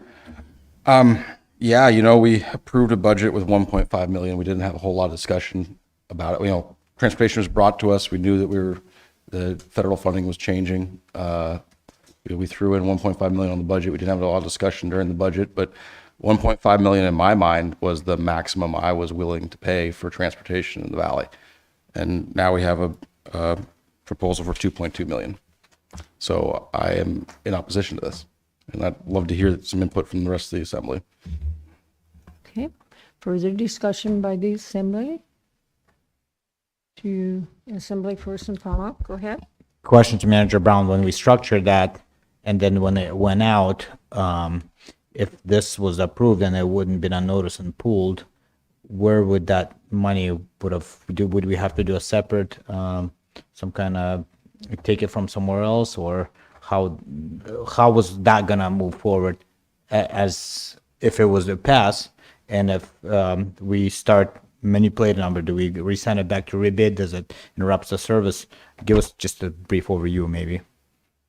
Go ahead, sir. So through the mayor to the assembly, yeah, so what we did, the $750,000 appropriation the assembly made is still what we're utilizing. But when you get into a federal program, and I'm not going to characterize the program, I'm just going to tell you the way it works. You can judge it for yourself. But the way the match works, we were going in with a 50-50 proposition. There are items in the FTA program that you can classify for capital and other things that give you a different match amount. So you can go from a 50-50 to an 80-20 and actually get more federal dollars for less local dollars for things that I would consider to be operational or maintenance in nature. But that's what the federal program allows. And so instead of just saying we have $750,000, let's stick to 50-50, we look to maximize the amount of federal dollars that we could bring into the borough by utilizing $750,000. So that's what's represented. That is, the 2.2 million is the maximum contract value. We may not get to that full amount, but what the AM does is authorizes us to move forward with that amount if we can get to that point. Regardless, it will be higher than the 1.5 million that Mr. Sumner mentioned because of the way we leveraged the differing match amounts in different program or in project or program accounts so that we could bring more federal money to the service. I don't think it would reduce the appropriation by reducing the contract value. We probably just wouldn't utilize some of the in-kind donation and stuff, the match or the match in kind that the program will allow, if that makes sense. Okay, thank you. Madam Mayor. Yes, go ahead, sir. Thank you. So just for clarification, through the mayor to the manager, if I may, rather than getting 50-50, we're getting more like, we're doing like 33 and getting 67. Is that a reasonable characterization? Through the mayor to Mr. Hale, I didn't run the numbers, but yes, because we're jockeying between two different match amounts, a 50-50 and an 80-20, and so you're getting some aggregate outcome in between those two because of the way we're allocating the funds. And some of this is a product of us learning how the system works because we have not had to do this in the past. This is the first time. And so we've been working with Valley Transit to try to figure out how do they work that system because it's how the system works. And so we tried to figure out, all right, I mean, for example, we're using staff time and we're bringing that in as in-kind. Well, why not count that? We're committing the staff time to doing the work. We have purchasing folks working on procurement. We have planning folks working on contract development, RFP development, program reporting. Like the borough's committing staff time to this. We're like, why wouldn't we claim that and get credit for it? So that's essentially like bringing more money to the table.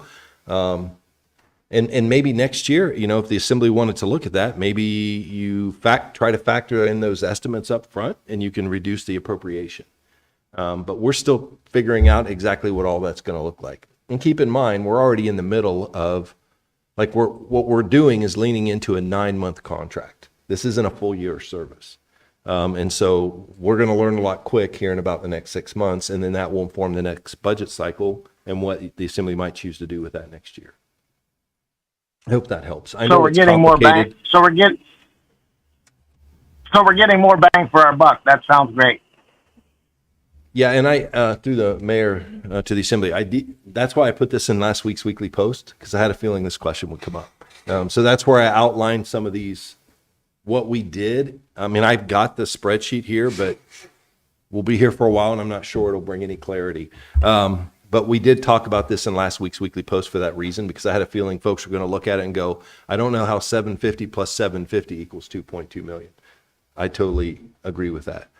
That is not good math. But when you bring in some of that additional staff time, when you factor in the 80-20 versus the 50-50, that's how you're able to arrive at a higher amount, because you're bringing more federal money into the equation. But not local money. Through the mayor, that is correct. Other than like the in-kind. Right. Like they treat that as money. I mean, that's a sunk cost for us, because we have the staff, they're doing the work. We're like, let's count that. So, you could certainly argue that's local funding, but it's not a specific appropriation related to transit. And like I said, next year we may look at that a little bit differently in how we bring that forward in the budget. Okay, thank you. Okay, I have some people here. Assemblyperson Gamble? Is that, oh, that's crossed out. Okay, I'm sorry. Okay, Assemblyperson Sumner. Yeah, I just want to say I apologize. I think I misunderstood what was going on here. So I definitely missed that in the manager's report. So. Okay, Assemblyperson Gamble. Did you have a comment? No. Okay. So further discussion by the Assembly on AM 25-121. Okay, I don't see any further discussion. Any objection? Okay, I don't see any objection, and so therefore it is passed. Madam Clerk. Introductions for public hearing on 10-7 is ordinance 25-104, ordinance 25-105 with accompanying resolution 25-087, ordinance 25-106 with accompanying resolution 25-88, ordinance 25-107 with accompanying resolution 25-89, ordinance 25-108 with accompanying resolution 25-90, ordinance 25-109 with accompanying resolution 25-91, ordinance 25-110 with accompanying resolution 25-093. Okay, Deputy Mayor. I move to introduce the legislation as read into the record by the clerk and set the public hearings for October 7th, 2025. Is there any discussion by the Assembly? Any objection by the Assembly? Let me just state for the record, there is no unfinished business and there is no vetoes. So then the next item is vacancy report. Deputy Mayor. Bear with me on this one. I move to confirm the mayor's recommendation as follows. Planning Commission, Maxim Zagorodny? Zagorodny. Where? Discussion by the Assembly. Is there any objection? Okay, hearing no objection, the vacancy report has been approved. There is no new business, but we do have some referrals. Madam Clerk, would you read the first referral into the record? Ordinance 25-103, an ordinance repealing MSB 1702 mandatory land use permit in its entirety and adopting MSB 1707 land use review. Okay. Assemblyperson Sumner. I move to refer ordinance 25-103 to the Planning Commission for 90 days. Okay, discussion on the referral. Is there any objection to the referral? Okay, seeing and hearing none, the legislation has been referred. Madam Clerk. The next referral is ordinance 25-111, an ordinance amending MSB 1755 to reduce the minimum building and setback requirement from pedestrian easements. Okay, Assemblyperson Nowers. Thank you. I move to refer ordinance 25-111 to the Planning Commission for 90 days. Okay. Is there any discussion? Any objection? Hearing no objection, the legislature has been referred. There, we do not have any reconsiderations, and so let's see, we need to make a, Deputy Mayor, will you make a motion for us to go past Or should we make the motion to go into executive session first and then Madam Clerk, how do you want that handled? Well, right now, we still have comments, and I know there's direction wanting to be given to staff before Okay, you wanna do comments, that. and just to clarify, of course, the meetings have to end at 10 unless we extend them. Mhm. And I do believe when we go to extend it, the borough attorney has said that he needs at least an hour in executive session. Oh, that's what he The said. borough attorney was joking. Well, you Take didn't about a tell half me hour that to 40 part. minutes. You should know me better than that. I know. Okay, Maybe so half hour, we'll 40 go minutes. ahead so we'll go ahead and do parting comments, even though we're not going to part, okay? So, Mr. Attorney, you have parting comments? Just regarding the water body setback, if individual assembly members have ideas, come talk to me. Land use regulation, prior grandfather rights, which is pre-existing legal nonconformities, variances under state law, what you can and can't do, principles of equal protection, they all play into this. And I know it's one of those things, like, for example, it gets complicated. Like, if I built a house and my fence was over the yard and in D. McKee's yard, I get to start potentially adverse possession, right? If halfway through that period, I then sell my house to Assemblymember Bernier, he gets the benefit of that use that I had. That clock doesn't start over. It keeps going. That same thing applies to a variance. If somebody builds in violation of the land use and sells the house, the new owner doesn't get to show up and say, it wasn't my fault. We've actually litigated this exact issue into court and won with a bank who foreclosed on a house that was in violation of a water body setback. You don't get to say, well, I didn't build it, the prior guy did. That doesn't excuse you and that doesn't entitle you to a variance. There are very complicated ins and outs to a lot of this stuff. So if you have ideas, you have very, ideas, brainstorms, things like that, come by, kick them around with us. We've got full staff of lawyers to talk about it. So, and then I'll take up the rest of my comments in executive session. Okay. Assemblyperson McKee, parting comments? I just would like to thank Dimitri. Your mic. Oh, it is on. Whoops. Is it? Okay. Thank Dimitri and Max for the memorial thing. And on a hopeful note, probably you've already heard this, but there were like 900 college chapters of Turning Point and in the college, and there were like 1,200 for high schools. And since the incident, there have been a request for 37,000 more chapters, which is amazing. And my son, who's the head of the Young Republicans, said the phone just blew up. And so they've got a lot of young Republicans who have come out of, saying, oh my gosh, we need to do something. So, a martyr always, there's always a cause. And I think this is what happened here. So that's all. Deputy Mayor, parting comments? Yep. Dear Lord, please heal our hearts for the loss of Charlie. Please give us strength and courage to carry on and do the right thing. Let us not act in violence, but in love. Thank you. In Jesus' name, amen. Assemblyperson Hale, parting comments, sir? Thank you, Madam Mayor. I'll be brief. Moving forward with this water body setback issue, I would urge the rest of the assembly to definitely carefully consider keeping the riparian buffer elements of that. I think that, if you look at Kenai and what they've done with their river and the improvement that they've had in their river since they first began having their riparian buffer there, I think it's pretty obvious that really works. So that I would urge the assembly to keep that element in any kind of legislation that would move forward. Thank you. Mm-hmm. Thank you. Assemblyperson Ellis, parting comment? Yeah, just a couple things. I wanted to give a shout out to the Willowa cleanup that happened this weekend, to Manager Brown and to Mr. Ortiz and to the many staff and others who volunteered at that project. It was quite an amazing thing. I only got to show up at the very tail end, but I did get a tour of it, and it was an amazing cleanup there. And I know there's a lot of other places in the valley that need that sort of attention, but it was really neat to see that sort of tactile cleanup and people happy about their yards, and hopefully moving forward, solving some of those long-term problems there.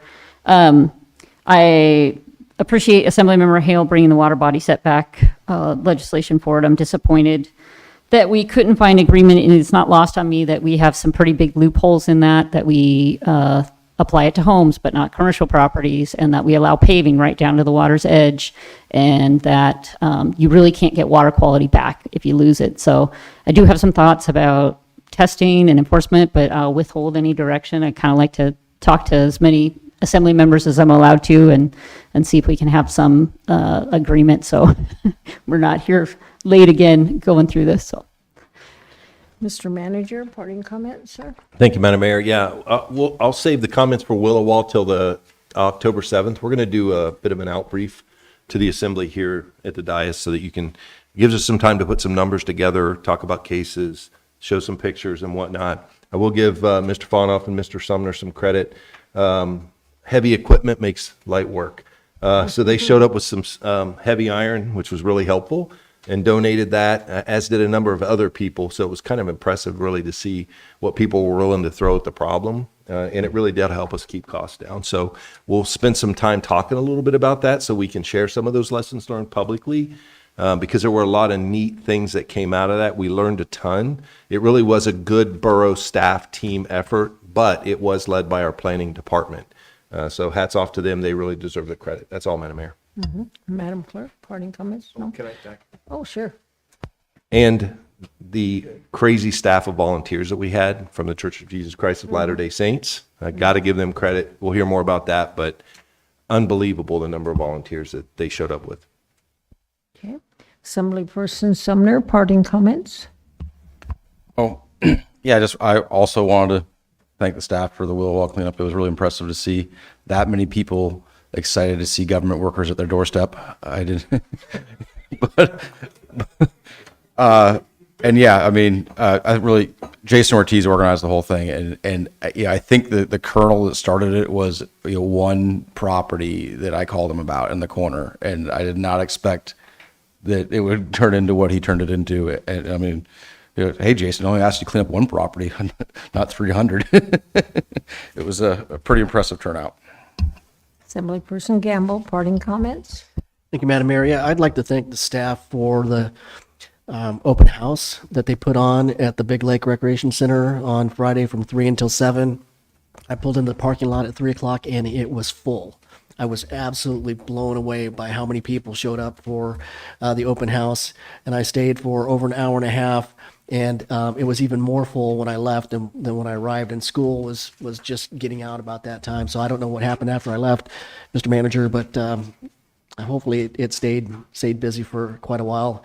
And Houston High School hockey booster folks were there, and they were cooking hot dogs and cooking hamburgers, and people were playing miniature golf and just all kinds of stuff. It was really neat to see the turnout that we had and what the potential that recreational facility can have.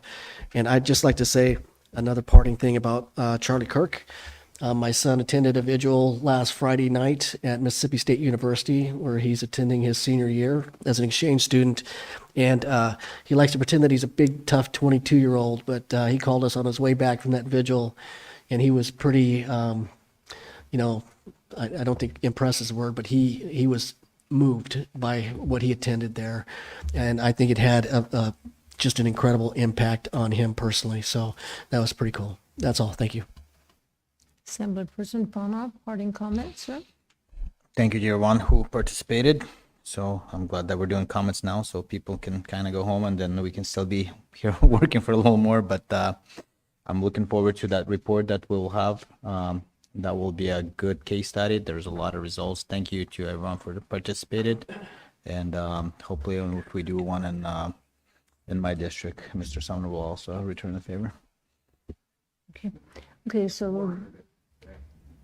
so Deputy Mayor, if you will give us an extension, I don't know.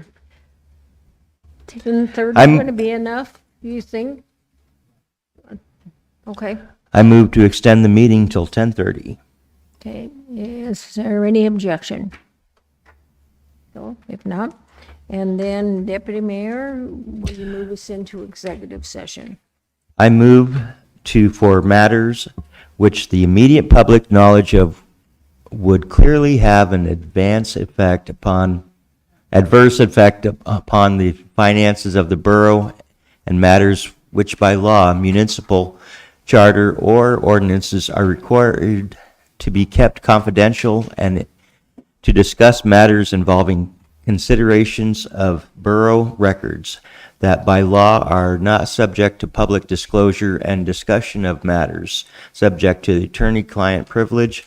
Those in executive session will be the mayor, the assembly, the manager, and the attorney, and the clerk.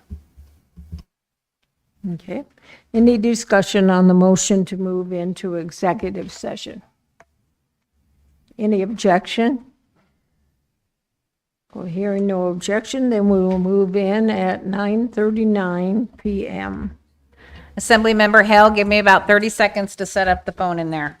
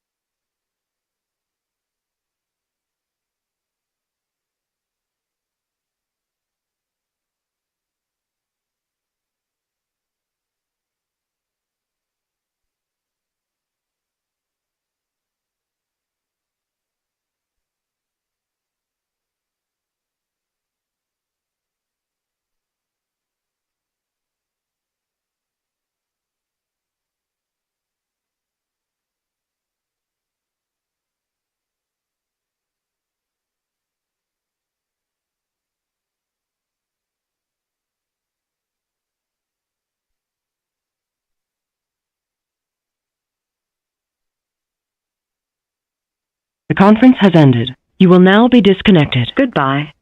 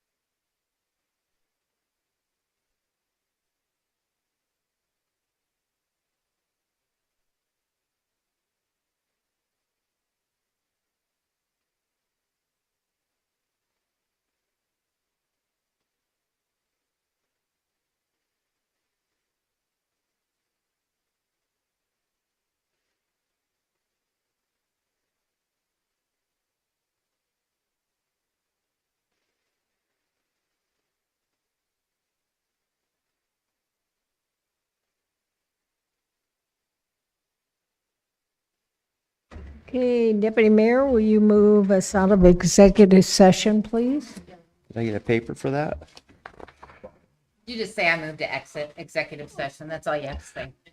I move to Exit exit executive session. executive session. Okay, is there any discussion? Any objection? Hearing no objection, we have exited the executive session at 10:20 PM. And we've already done parting remarks, unless somebody else has something else. So if there's no objection, then we will adjourn at 10:20 PM. Yeah.